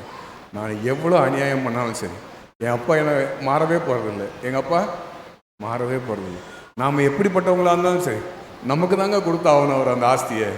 எப்படி நாங்கள் நல்லவங்களாக இருந்துட்டோம் அப்படின்னா அந்த ஆஸ்தி முழுசும் அவர் நமக்கு தான் கொடுக்கணும். இன்றைக்கி நம்ம நல்லவங்களாக இல்லாதனால தான் அதை அனுபவிக்க முடியாமல் கண்டவனும் அந்த ஆஸ்தி அனுபவிச்சுட்டு இருக்கான். எப்படி கண்டவனாக விருந்துக்கு அழைக்கப்பட்டவர்கள் அதுக்கு பாத்திரம் இல்லாமல் போனதுனால தெருவில் போகிறவங்க இன்றைக்கி அந்த ஆஸ்தி அனுபவிச்சுட்டு இருக்கான். அந்த ஆஸ்தி நான் எங்கள் அப்பாவை வச்சு நான் உங்களுக்கு சொல்கிறேன், அந்த அப்பாவும் அதே மாதிரி தான். என்னது அந்த அப்பாவும் அதே மாதிரி தான். எப்படி உங்களுக்கு உங்கள் பிள்ளைகள் மேலே நேசம் பாசம் அதிகமாக இருக்கோ அதே போல் அந்த தகப்பனுக்கு நம்ம மேலே நேசம் பாசம் அதிகமாக இருக்குது. என் வாழ்க்கையில் மறக்கவே முடியாது. எங்கள் அப்பா சொன்ன ஒரே வார்த்தை, எனக்கு யாருப்பா இருக்கா, உங்களை விட்டால் எனக்கு யார் இருக்கா. அந்த ஆண்டவருக்கு நம்மளை விட்டு ஆள் இல்லைங்க. அதனால தான் நம்ம பின்னாலே இருக்கிறார். நீ போய் செய்ப்பா, நீ போய் செய்யுமா, நீ போய் செய்யுமான்னு சொல்லி கெஞ்சிட்டு நிற்கிறார். ஆனால் நம்ம நமக்காகன்னு சொல்லி நம்ம வாழ்க்கையை ஒரு சின்ன வட்டத்துக்குள்ள வச்சுட்டு ஆண்டவருடைய விசாலமான பார்வையை பார்க்க தெரியாமலே நம்ம இந்த உலகத்தை விட்டு போகிறோம். நல்லா யோசிச்சு பாருங்க. நான் சொன்னேன், என்னுடைய ப்ரொஃபைலில் ஒரு ஃபோட்டோ வச்சுருக்கேன், ஒரு கல்லறையை வச்சுருக்கிறேன். அதில் இந்த பகுதியில் ஒரு பகுதியில் நல்ல ஜனங்க நல்லா இருக்கிறாங்க, நாகரிகத்திலையும் கல்வியிலையும் பொருளாதாரத்துலையும் வளர்ந்துருக்கிறாங்க அப்படின்னா அந்த இடத்துல தேடி பாருங்கள் ஒரு மிஷினரியுடைய கல்லறை இருக்கும் அப்படின்னு சொல்லி வச்சுருக்கேன். இன்றைக்கி நம்மளுடைய சாட்சி எப்படி இருக்குது தெரியுமா? ஒரு இடத்துல நல்ல ஒரு பெரிய ஆலயம் இருக்குது, நல்ல ஒரு ஆண்டவரை தொழுது கொள்கிற இடம் இருக்குன்னா அந்த இடத்துல போய் தேடி பாருங்கள் 3 குழுக்கள் இருக்கும். எப்படி அந்த இடத்துல 3 குரூப் இருக்கும், சண்டை போடுற குரூப் இருக்கா? இந்த சபையில் இருக்கும்னு நான் நம்புகிறேன். ஆண்டவர்களை கர்த்தவர்களை விசுவாசிக்கிறேன். என்னை வருத்தப்படாதீங்க, நான் நீங்கள் சொல்லலை, இது வேற பெரிய பிரச்சனை. ஆனால் நல்லா தெரிஞ்சுக்கங்க, எதிர்த்து நிற்கிறதுக்கு உரிமை இல்லாத இடம் ஆண்டவருடைய ஆலயம். எனக்கு நான் சொன்ன பார்த்தீங்களா, நான் நேசித்த சபை ஈஸியாக இறுக்கமான சர்ச்சு. என்ன 2007 ஒரு மனஸ்தாபம் வந்துச்சு, ஒரு பிரச்சனை வந்துச்சு. அந்த சர்ச்சில் அன்றைக்கி ஒரு பெரிய சண்டை வந்துச்சு. என் பின்னால் ஒரு 10-20 பேர், அந்த பக்கம் ஒரு 10 பேர் அப்படி நின்று பிரச்சனை வரும்போது அன்னைக்கு முடிவு பண்ணி அந்த ஆலயத்தை விட்டு நாங்கள் குடும்பம் நின்றுட்டோம். ஏன் அப்படின்னா இதுக்கு மேலே அந்த ஆலயத்துக்கு போய் நாம் சண்டை போட்டுக்கிட்டு இருந்தோம் அப்படின்னு சொன்னால் நம்ம யாருக்கு விரோதமாக யுத்தம் பண்ணுறவங்களாயிரும்? ஆண்டோடைய வசனத்துக்கு விரோதமாக, ஆண்டோடைய வார்த்தைக்கு விரோதமாக யுத்தம் பண்ணுறவங்களாயிரும். அதனால் அந்த சபைக்கு போகிறத அன்னையோடு விட்டுட்டோம். நாங்கள் போகிறதே இல்லை. எத்தனையோ பேர் வந்து திருப்பி கூப்பிட்டாங்க, அழுவாங்க, வீட்டில் வந்து அழுவாங்க. ஏன்னா நான் சின்ன பையன்லேருந்து போன சர்ச் அது. நான் ஒரு சின்ன குழந்தையாக இருக்கும்போது போன சர்ச் அது. கிட்டத்தட்ட 2007 வரைக்கும், என்னுடைய 37 வயசு வரைக்கும் அந்த சர்ச்சுக்கு நான் போயிருக்கிறேன். அப்படி போன சர்ச்சிலேருந்து நாங்களாக தான் ஒதுங்கி போனேன். என்னை யாரும் நிற்க சொல்லலை. ஏன் அப்படின்னா பைபிள் என்ன சொல்லியிருக்கு, உன் சகோதரன்ட்ட உனக்கு ஒரு பிரச்சனைன்னா இங்கே வந்து நீ காணிக்க வைக்க முடியாதுன்னு சொல்லியிருக்கு. எப்படி அவன்கிட்ட போய் ஒப்புரவாகிட்டு தான் நீ காணிக்க வைக்கணும் அப்படின்னு சொல்லுது. ஒருவேளை நான் இப்படி மைக்கை பிடிச்சி பேசும்போது ஒரு 4 பேர் என்னோடய பேச்சை கேட்காம என்ன அங்கேருந்து முறைச்சிக்கிட்டு இருப்பாங்க, இல்லை அவங்க தலையை குனிஞ்சிட்டு இருப்பாங்க, இல்லை அவங்க எழுப்பி வெளியே போவாங்க. ஏதோ ஒரு விஷயம் எங்களுக்குள்ளே ஒத்து போகாமல் இருக்கும். அப்படி ஒரு இடத்துல நான் இருக்க முடியாது. நான் செய்கிற ஜெபத்தையும் ஆண்டவர் கேட்க மாட்டார், அவங்க செய்கிற ஜெபத்தையும் ஆண்டவர் கேட்க மாட்டார். அப்போது நான் ஒரு முடிவு பண்ணேன், இந்த ஆலயத்துக்கு இனிமேல் நம்ம போகக்கூடாதுன்னு முடிவு பண்ணேன். ஆனால் போவேன். எப்போ போவேன் தெரியுமா? யாருக்காவது கல்யாணம் அப்படின்னா கூப்பிட்டாங்கன்னா பத்திரிக்கை வச்சா போவேன். ஆளை போல் போயிட்டு வந்துடுவேன். யாராவது தவறிட்டாங்க அப்படின்னு சொன்னால் அந்த ஃபியூனல் சர்வீஸ் போவேன், அந்த ஆலயத்துக்குள்ளே போவேன். என்னை பேச சொல்லுவாங்க, நான் பேசுவேன், நான் வந்துடுவேன். போன டிசம்பர் 15 மென்ஸ் ஃபெலோஷிப்புக்கு 16 வருஷம் கழித்து என்னை ஒரு சண்டே சர்வீஸுக்கு அந்த இதில் மெசேஜ் கொடுக்க கூப்பிட்டுருந்தாங்க. போனேன். போயிட்டு அந்த சர்ச்சில் மெசேஜ் கொடுத்துட்டு மனசுக்கு ரொம்ப சந்தோஷமாக இருந்துச்சு. அந்த சர்ச்சை விட்டு வெளியே வந்தேன். திருப்பி நிறைய பேர் உடனே வீட்டுக்கு வந்தாங்க, எனக்கு ஃபோன் பண்ணாங்க, நீங்கள் வந்தீங்க ரொம்ப நல்லா இருந்துச்சு, இனி வாரம் நீங்கள் இந்த சர்ச்சுக்கு வரணும் அப்படின்னாங்க. நான் சொன்னேன், வரமாட்டேன். என்னது, ஆண்டவர் என்னை பயிற்சி கொடுத்தாரு, பயிற்றுவித்தார், அந்த இடத்த விட்டு என்னை எடுத்துட்டார். இனிமேல் நான் வேகமாக போய் நாங்கள் திணிச்சேன் அப்படின்னா மறுபடியும் ஒரு குழப்பம் பண்ணுறவனா அந்த சபைக்குள்ளே நான் போயிடுவேன். நான் அந்த வேலையை செய்ய மாட்டேன். நீங்கள் சந்தோஷமாக இருக்கும்போது என்னை கூப்பிடுங்க, நீங்கள் துக்கமாக இருக்கும்போது கூப்பிடுங்க, நான் வரேன், உங்களோட சேர்ந்து கலந்துக்கிறேன். ஆனால் தொடர்ந்து அந்த ஆலயத்துக்கு எனக்கு எங்கே போனாலும் என் ஆண்டவர் இருக்கிறார். இந்த உலகத்தில் நான் பாதாளத்தில் போய் படுக்க போட்டாலும் மலை மேலே ஏறினாலும் எனக்கு ஆண்டவர் மாறவே போகிற ஆண்டவர் இல்லை. அந்த ஆண்டவர் என்னோடய இருக்கிறார். அன்னைக்கு நான் ஒரு சபையில் என்னுடைய கண்ணோட்டம் இருந்துச்சு. இன்றைக்கி ஆண்டவர் உலக அளவில் என்னுடைய கண்ணோட்டத்தை மாற்றி என்னை ஆண்டவர் கிருபை பாராட்டி வச்சிருக்கிறார். எப்படி? மண்ணான என்னையே உம் கண்கள், எப்படிப்பட்ட வார்த்தைகள்! மண்ணான என்னையே உம் கண்கள் கண்டது. தயவு செய்து ஆண்டவருடைய ஆலயத்தில் மனம் பதறி ஒரு வார்த்தை கூட பேசாதீங்க ஐயா. நான் பேசுகிற நிறைய பேரை நான் பார்த்துருக்குறேன், நிறைய பேரை பார்த்துருக்குறேன். உங்களால் செயல்பட முடியலன்னா சண்டை போடாதீங்க, அப்படியே அமைதியாக இருந்துருங்க. நீங்கள் நல்லவங்களாக இருந்தால் கர்த்தர் உங்களுக்காக யுத்தம் பண்ணுவார். நீங்கள் யுத்தம் பண்ணுற இடம் இல்லை இது. நீங்கள் சகோதரியோட யுத்தம் பண்ணுற இடம் இது இல்லவே இல்லை. அதாவது சாத்தானுடைய தந்திரம் அது. இன்னைக்கு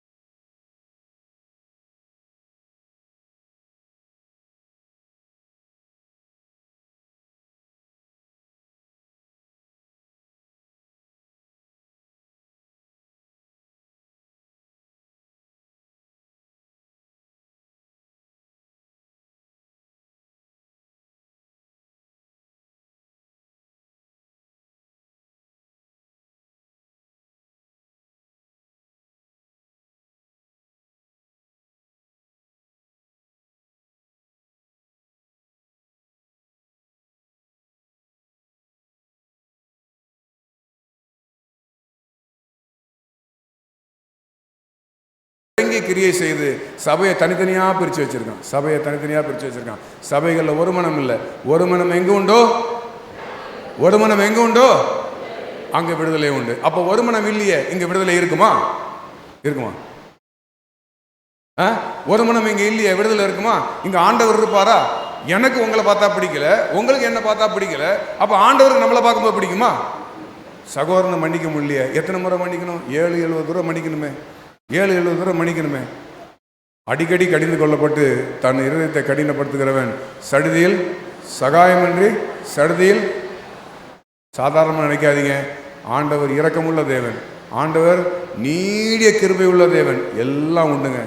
ஆனால் அவர் நியாயாதிபதியாக வரும்போது சிச்சி தூரப்போ அக்கிரம செய்யக்காரனே, எப்படிப்பட்ட வார்த்தை பார்த்தீங்களா? அக்கிரம செய்யக்காரனே என்னை விட்டு தூரப்போ, ஒன்று எனக்கு தெரியும், ஐயோ நான் பிசாசை துரத்துனேன். அப்போ பாருங்கள், அவங்க எவ்வளோ நல்ல கிறிஸ்தவங்களாக இருந்திருப்பாங்க. எவ்வளோ நல்ல பிசாசை துரத்துனேன், வியாதியத்தில் சுகமாக்குனேன், நான் என்னெல்லாம் பண்ணியிருக்கேன், என்ன போய் இப்படி சொல்லிட்டீங்களே அப்படின்னா, உன்னை எனக்கு யாருன்னே தெரியாது, தூரப்போ, இடத்த காலி பண்ணு. எனக்கு நிறைய பேர் இருக்கிறான்ப்பா, எனக்கு நிறைய பேர் இருக்கிறான், நிறைய. நீ கிட்ட வராத. நல்லா யோசிச்சு பாருங்க. நான் அன்றைக்கி அந்த ஜாக்கெட் வேலையில் லிட்டில் ட்ராப்ஸ் உடைய ஸ்தாபகர் பால் அப்படின்னு சொல்லி அவரை அறிமுகப்படுத்தி அன்றைக்கி அந்த மேடையில் பேசினேன். நல்லா யோசிச்சு பாருங்க. இது வரைக்கும் 10,500 பேருக்கு மேலே அவருடைய அநாத ஆசிரமத்தில் பெரிய வயசானவங்க வந்து தங்கி ட்ரீட்மெண்ட் எடுத்திருக்காங்க. அவர்கிட்ட தங்கி இருந்து அவங்க வாழ்க்கை அங்கே தான் முடியுது. அவங்க அது வரைக்கும் அவங்கள பராமரிச்சிருக்காங்க. கிட்டத்தட்ட 8,500 பேருக்கு மேலே அவங்க ஆசிரமத்தில் இருந்து இறந்துருக்கிறாங்க. அவங்கள நல்ல முறையில் அவர் அடக்கம் பண்ணியிருக்கிறார். அவர் 2ஆம் தேதி எங்கள் ஸ்கூலுக்கு வந்திருந்தார். அன்றைக்கி எங்கள் ஸ்கூலில் வந்து ஷேரிங் டே வச்சுருந்தோம். எங்கள் பிள்ளைங்களெல்லாம் இந்த ஸ்கூலில் கூட, இந்த சர்ச்சில் கூட 2-3 பிள்ளைங்க எங்கள் ஸ்கூல் பிள்ளைங்க இருக்கிறாங்க. எல்லாரும் நிறைய பொருட்களை கொண்டு பிள்ளைங்க கொடுத்தாங்க. இந்த ஆர்ஃபனேஜ் கொடுக்குறதுக்காக ஒரு 7 ஆர்ஃபனேஜுக்கு நாங்கள் அந்த பொருட்களை அவங்கள அன்றைக்கி கூப்பிட்டு கொடுத்தோம். அப்படி கொடுக்கும்போது அந்த அந்த பால் அண்ணன் அன்றைக்கி வந்திருந்தாங்க. கடைசியில் கிளம்பி போகும்போது என்கிட்ட பேசணுன்னாங்க. நான் கொஞ்சம் லேட்டாக போயிருந்தேன். என்கிட்ட வந்து அவங்க பேச வந்தாங்க. பேச வரும்போது ரொம்ப சோகமாக உட்காந்துருந்தாங்க. உட்காந்துருக்கும்போது நான் அவங்ககிட்ட பேசிட்டு இருந்தேன். எனக்குமே பயங்கர விரக்தி, வேலை ப்ரெஷர் ஒன்று, இன்னொன்று நிறைய கமிட்மெண்ட்டில் ஓடும்போது நிறைய பிரச்சனைகள் அப்படியே இருக்கும்போது எனக்கு சிச்சி என்னடா வாழ்க்கை அப்படின்னு நானுமே ஒரு 2 வாரமாக ரொம்ப டல்லாக இருந்தேன். அப்போ அவர்கிட்ட அப்படியே பேசிகிட்டு இருக்கும்போது அவர் சொல்கிறாரு, பிரதர், எனக்கு நான் பெரிய ஆசையோடு இந்த அநாத ஆசிரமத்தை ஆரம்பித்தேன். ஆனால் நான் நினச்சதில் என்னால் ஒன்றுமே செய்ய முடியல பிரதர், என்னால் இவ்வளோ தான் செஞ்சு முடிஞ்சிருக்கு அப்படின்னு சொல்லிட்டு என்னென்ன பண்ணீங்க அப்படின்னா, நான் 10,000 சில்லற பேரை நான் இது வரைக்கும் பராமரிச்சிருக்கேன். ஒரு 8,500 பேர் என்கிட்ட இருந்து மறிச்சிருக்கிறாங்க, அவங்கள அடக்கம் பண்ணியிருக்கேன். நான் வந்து கடல் அளவு செய்யணும்னு நினச்சேன், ஆனால் ஒரு துளி அளவு கூட என்னால் செய்ய முடியல அப்படின்னு சொல்லி அவர் வருத்தப்படுறாரு. எப்படி அவர் வருத்தப்படுறாரு? எனக்கு அப்படி என்னுடைய பாரமெல்லாம் எனக்கு மாறி போச்சு, என் மனசில் இருந்த கவலைலாம் எனக்கு மாறி போச்சு. நான் சொன்னேன், நீங்கள் சொல்கிறது பார்த்தா நான் ஒன்றுமே செய்யலையேன்னு, நான் எனக்காக வாழ்ந்துகிட்டு இருக்கேன். யார்? நான் எனக்காக ஓடிக்கிட்டு இருக்கேன், எனக்காக வாழ்ந்துட்டு இருக்கேன். ஆனால் நீங்கள் ஆண்டவருக்காக இவ்வளோ தியாகத்தை பண்ணிவிட்டு நான் ஒன்றுமே சொல்லன்னு நீங்கள் வேதனைப்படுறீங்க, இவ்வளோ கஷ்டப்படுறீங்கன்னு. நீங்கள் தானே எங்களுக்கு முன்மாதிரி. நீங்கள் ஓடுற ஓட்டம் தான் உங்களை மாதிரி ஓட முடியலையேன்னு ஏக்கத்தோடு எங்களை பின்னால் ஓட வைக்குதுனே அப்படின்னு சொல்லி அவங்ககிட்ட சொன்னேன். நல்லா யோசிச்சு பாருங்கள். நியாய தீர்ப்புன்னு ஒன்று வரும்போது அந்த பாலனனுக்கும் அதே ஆண்டவர் தான் நியாயத்திற்கு போகிறாரு, உங்களுக்கும் எனக்குன்னா அதே ஆண்டவர் தான் நியாயத்திற்கு போகிறார். அந்த அன்னை தெரேசாக்கும் அதே ஆண்டவர் தான் நியாயத்திற்கு போகிறாரு, உங்களுக்கு எனக்குன்னா அதே ஆண்டவர் தான் நியாயத்திற்கு போகிறார். அப்போ அவர் நீதி உள்ள நியாயாதிபதினு தான் வசனம் சொல்லுது தவிர அட்ஜஸ்ட் பண்ணி போவார்னு எங்கேயுமே சொல்லலை. எங்கேயுமே அவர் அட்ஜஸ்ட் பண்ணி போகிற தேவன்னு சொல்லவே இல்லை. அப்போ அவருடைய நியாய தீர்ப்பு எப்படி இருக்குங்கிறத யோசிச்சு பாருங்கள். அசட்டையாயிராமல் ஜாக்கிரதையாய், அசதியாயிராமல் ஜாக்கிரதையான. அவரை அசட்டை பண்ண முடியாது, அவரை அசட்டை பண்ணுறக்கூடிய தேவன் இல்லை. அவர் ராஜாதி ராஜாவாக வரப்போகிறார். அடுத்து எப்படி வரப்போகிறாரு? ஒரு குழந்தையாவோ, ஒரு மீட்பராவோ, ஒரு ரட்சகராவோ இந்த பூமிக்கு வரப்போதில்லை. எப்படி வரப்போகிறாரு? ராஜாதி ராஜாவாகவும் ஒரு நியாயாதிபதியாகவும் இந்த பூமிக்கு வரப்போகிறார். நியாயாதிபதியை சந்திக்கவே முடியாதுங்க. நியாயாதிபதியை சாதாரணமாக அவரை நேருக்கு நேர் நின்று மீட் பண்ணவே முடியாது. பறந்து செல்ல ஆசை இயேசுவோடு பேசன்னு சொல்லி அழகாக வக்கனையாக பாட்டெல்லாம் பாடிடலாம். எப்படி அழகாக வக்கனையாக பாட்டெல்லாம் பாடிடலாம். பறந்தும் போக முடியாது, பேசவும் முடியாது. காலக்கையை உடச்சிடுவார். எப்படி காலக்கையை உடச்சிடுவார். புத்திரரானால் சுதந்திரமானே, சுதந்திரம் மாமே, புத்திரனால சுதந்திரம் மாமே. அதே நேரத்தில் இருதயத்தை கடினப்படுத்தி வாழ்ந்துட்டோம் அப்படின்னு சொல்லி சொன்னால் வரும் கோபத்துக்கு தப்பிக்கொள்ள வகை காட்டினவன் யாருன்னு 2000 வருஷத்துக்கு முன்னால் ஒருத்தர் கோவப்பட்டாருங்க காட்டுக்குள்ளே. 2000 வருஷத்துக்குள்ளே கோவப்பட்டார். இன்றைக்கி 2034 வருஷம் நம்ம தாண்டி வந்துட்டோம். 2024 வருஷம் நம்ம தாண்டி வந்துட்டோம். இன்றைக்கி ஆண்டவர் அதோ வருகிறார். எங்கே நிற்கிறாரு?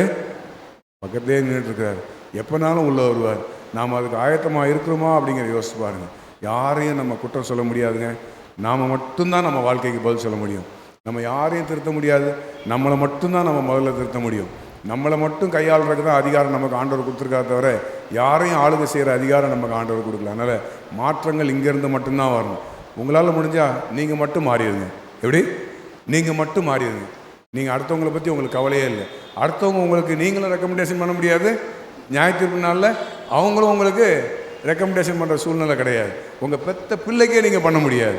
உங்கள் கட்டின மனைவிக்கும் உங்கள் கணவருக்கும் நீங்கள் பண்ண முடியாது. உங்களுக்கு நீங்கள் தான், உங்களுக்கு நீங்கள் தான். அதனால் நாம் மட்டும் மாறினா போதும், இந்த உலகமே மாறிடும். என் ஜனங்கள் தங்களை தாழ்த்தி தங்கள் பொல்லாத வழிகளை விட்டு திரும்பினால் ஒரே ஒரு வாய்ப்பு இருக்குது. இந்த 2024க்கு ஒரே ஒரு வாய்ப்பு இருக்குது. என் ஜனங்கள் தங்களை தாழ்த்தி. பாஸ்டர் சொல்லி பிரயோஜனம் இல்லை, செக்ஷனை சொல்லி பிரயோஜனம் இல்லை, கமிட்டியை சொல்லி பிரயோஜனம் இல்லை. நான் மட்டும்தான் எனக்கு பதில். உனக்கு பாஸ்டர் யாருன்னு எனக்கு நியாயம் தீர்ப்பு கிடையாது. உன் சபை என்னதுன்னு சொல்லி எனக்கு நியாயம் தீர்ப்பு கிடையாது. நீ என்ன குடும்பத்தில் பிறந்தன்றது எனக்கு நியாயம் தீர்ப்பு கிடையாது. நீ எப்படி வாழ்ந்தங்கிறது மட்டும்தான் என்னோட நியாய தீர்ப்பு. நியாய தீர்ப்பின் நாள் நெருங்குதே, நேசர் வர காலமாகுதே. நியாய தீர்ப்பின் நாள் நெருங்குதே, நேசர் வர காலமாகுதே. மாயலோகம் நம்பி மாண்டிடும், மானிடரை மீட்க மாட்டீரோ. மாயலோகம் நம்பி மாண்டிடும், மானிடரை மீட்க மாட்டீரோ. இயேசுவே நீர் பெரியவர், இயேசுவே நீர் பரிசுத்தர் பரிசுத்தர். இயேசுவே நீர் நல்லவர் நல்லவர். இயேசுவே நீர் வல்லவர் வல்லவர். வாக்கெங்கி வந்து நிற்கிறோ, வல்லாவி மாறி ஊற்றுமே. மாயலோகம் நம்பி மாண்டிடும், மானிடரை மீட்க மாட்டீரோ. பாவிகள் துரோகிகளையா, பாவதார மக்களே துயா. பாவிகள் துரோகிகளையா, பாவதார மக்களே துயா. பாதகர் என் பாவம் போக்கவே, பாதகன் போல் தொங்கி நீரல்லோ. பாதகர் என் பாவம் போக்கவே, பாதகன் போல் தொங்கி நீரல்லோ. இயேசுவே நீர் பெரியவர், இயேசுவே நீர் பரிசுத்தர். இயேசுவே நீர் நல்லவர், இயேசுவே நீர் வல்லவர். பாதகர் என் பாவம் போக்கவே, பாதகன் போல் தொங்கி நீரல்லோ. பாதகர் என் பாவம் போக்கவே, பாதகன் போல் தொங்கி நீரல்லோ. கண்களை மூடுவோம்.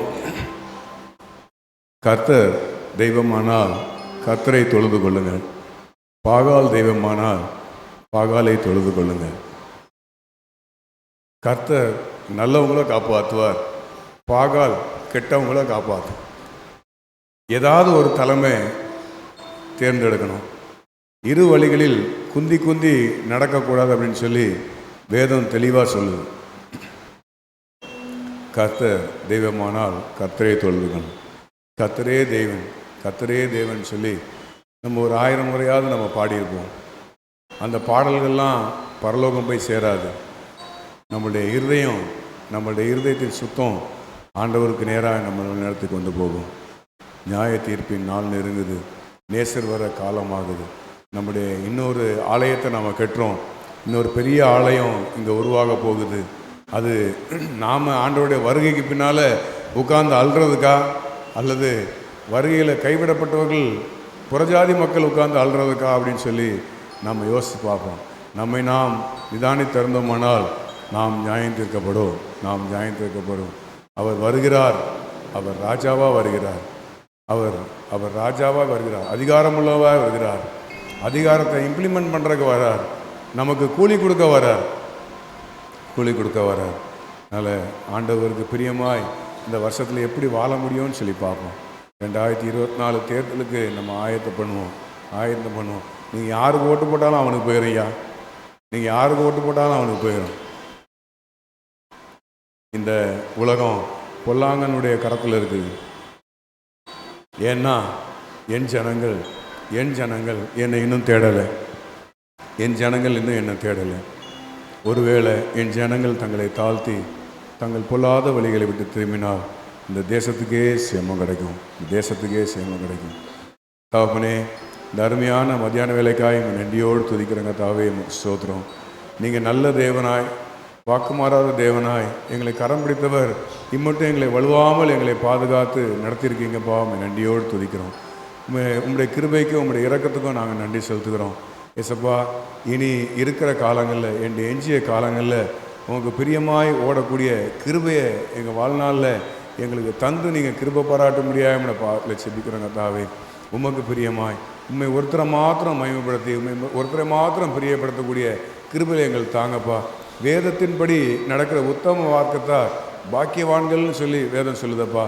அந்த வேதத்தின்படி உத்தமமாய் நடக்கக்கூடிய கிருபையில் தேவரீர் எங்களுக்கு தந்து நீங்கள் கிருபை பாராட்ட முடியாமல் பாட்டில் செபிக்கிறோயா. ஏசப்பா, நாங்கள் எந்தோடைய மனுஷனுடைய வாயும் அண்ணாந்து ஆணு பார்த்து ஆசீர்வாதத்துக்காக நிற்க வேண்டிய அவசியமே இல்லையா. ஏசப்பா, நீங்கள் இந்த உலகத்தில் எங்களுக்காக எல்லாத்தையும் சம்பாதிச்சு கொடுத்துருக்குறீங்கப்பா. ஏசப்பா, நீங்கள் அன்றைக்கி ஒரே ஒரு முறை பிசாசனுடைய காலில் நீங்கள் விழுந்துருந்தீங்கன்னா இந்த உலகத்தை கொடுத்துட்டு அவன் போயிருப்பான்பா. எங்களை நம்பி நீங்கள் அவன்கிட்ட சேலஞ்ச் பண்ணிட்டீங்கப்பா. ஏசப்பா, எங்களை நம்பி நீங்கள் அவன்கிட்ட சேலஞ்ச் பண்ணிட்டீங்க. இனிமேலாவது நாங்கள் அந்த உமக்கு பாத்திரமாக இருக்க, உமக்கு பிள்ளைகளாக இருக்க, புத்திரராக இருக்க எங்களுக்கு கிருபை பாராட்டுங்கப்பா. தொடர்ந்து உங்களுடைய சட்டைகளில் மறைத்து எங்களை பாதுகாத்து கொள்ளுங்கப்பா. ஏசப்பா, நாங்கள் யாரையுமே இந்த உலகத்தில் குறை சொல்ல முடியாதுப்பா. நாங்கள் இன்றைக்கி இருக்கிறது உம்முடைய கிருபை, இன்னொன்று எங்களுடைய தகுதி. எங்களுக்கு நாங்கள் உங்கள்கிட்ட வச்சிருக்கிற பாசம், நேசம் அல்லது எங்களுடைய கிரியைகள், கர்த்தாவே, எங்களுடைய கிரியைகள் கர்த்தாவே செத்ததாய் இல்லாமல் கர்த்தாவே உயிருள்ளதாய் காணப்பட கிருபை தாங்கப்பா. ஏசப்பா, கிருபை தந்து எங்களை வழிநடத்துங்க. எஞ்சிய நாட்கள் உமக்கு பிரியமாய் ஓடக்கூடிய கிருபையில் தாங்கப்பா. கிருபையினால் வழிநடத்துங்க. ஒரு பெரிய மாற்றத்தை எங்கள் மூலமாக இந்த தேசம் பார்க்கட்டும்பா. எங்கள் மூலமாக இந்த தேசம் பார்க்கட்டும். எங்கள் மூலமாக இந்த தேசத்துக்கு சாபத்தை அல்ல ஏசப்பா, இந்த தேசத்துக்கு ஆசீர்வாதத்தை நீங்கள் கொண்டு வர முடியாத கூட பாட்டில் செபிக்கிறோங்க. தாவே, அதுக்கு எங்களை ஒவ்வொருத்தரையும் எங்களுடைய தனிப்பட்ட வாழ்க்கையில் ஒரு நல்ல மாற்றத்தை நீங்கள் கட்டளையிட முடியாத கூட பாதத்தில் செபிக்கிறோங்க. தாவே, ஸ்தோத்திரம். தேவரீர், நம்முடைய பாதத்தில் எல்லாவற்றையும் ஒப்பு கொடுத்து செபிக்கிறோம். தேவரீர், எல்லாவற்றையும் நீங்கள் பொறுப்படுத்திக் கொள்ளுங்கப்பா. எங்கள் இருதயத்தை நீங்கள் ஆளுகை செய்ய முடியாமல் பாதத்தில் செபிக்கிறோங்க. தாவே, எங்களுடைய இஷ்டத்துக்கு விடாதீங்கய்யா. அது கேடு உள்ளதும் மகா திருக்குள்ளதும் பாது. எங்கள் இஷ்டத்துக்கு அதை விடாதீங்க. நீங்கள் அதை ஆளுகை செய்ய முடியாமல் பாதத்தில் செபிக்கிறோம். கர்த்தர் எங்களுக்கு கிருபை பாராட்டி வழி நடத்துங்கப்பா. ஏசப்பா, ஒருவேளை நாங்கள் மீண்டும் ஒருவர் சந்திக்கும் பொழுது இந்த சபையில் ஒரு நல்ல மாறுதலில் ஒரு நல்ல முன்னேற்றத்தை நாங்கள் காண எங்களுக்கு கிருபை தாங்க. கர்த்தர் நல்லவர். இந்த சபை மொத்தமாக சாட்சி சொல்ல கிருபை தாங்கப்பா. பார்க்குற எல்லாரும் எங்களுக்கு அண்ணன் தம்பி, அக்கா தங்கச்சியா, கர்த்தாவே, எங்களுடைய சகோதரிகளாக உடன்பிறப்புகளாக காணப்பட கிருபை தாங்க. ஒரே ஒருத்தர் கூட விரோதிகளாக இந்த சபைக்குள்ளே இருக்கக்கூடாதுப்பா. உமக்கு பிரியமாய் மாத்திரம் ஜீவிக்க கிருபை தாங்க. நீங்கள் நல்லவர்னு சொல்லி சாட்சி சொல்லணும்பா. இன்னொரு முறை நாங்கள் பார்க்கும் பொழுது அப்படி ஒருவருடைய வருகை முந்திக் கொள்ளுமானால் கர்த்தாவே, இங்கே இருக்கிற நாங்கள் அத்தனை பேரும் கர்த்தாவே இதே போல் பாடி மகிமைப்படுத்த அந்த பரலோகத்தில் எங்களுக்கு ஒரு வாய்ப்பு தந்து வழிநடத்துங்க. கிருபை பாராட்டுங்கப்பா, இரக்கம் பாராட்டுங்க. துதிகன மகிமையில்லாமக்கே செலுத்துகிறோம். மீட்பர் இயேசு நாம ஜெபிக்கிறோம். சொல்லாமே பிதாவே.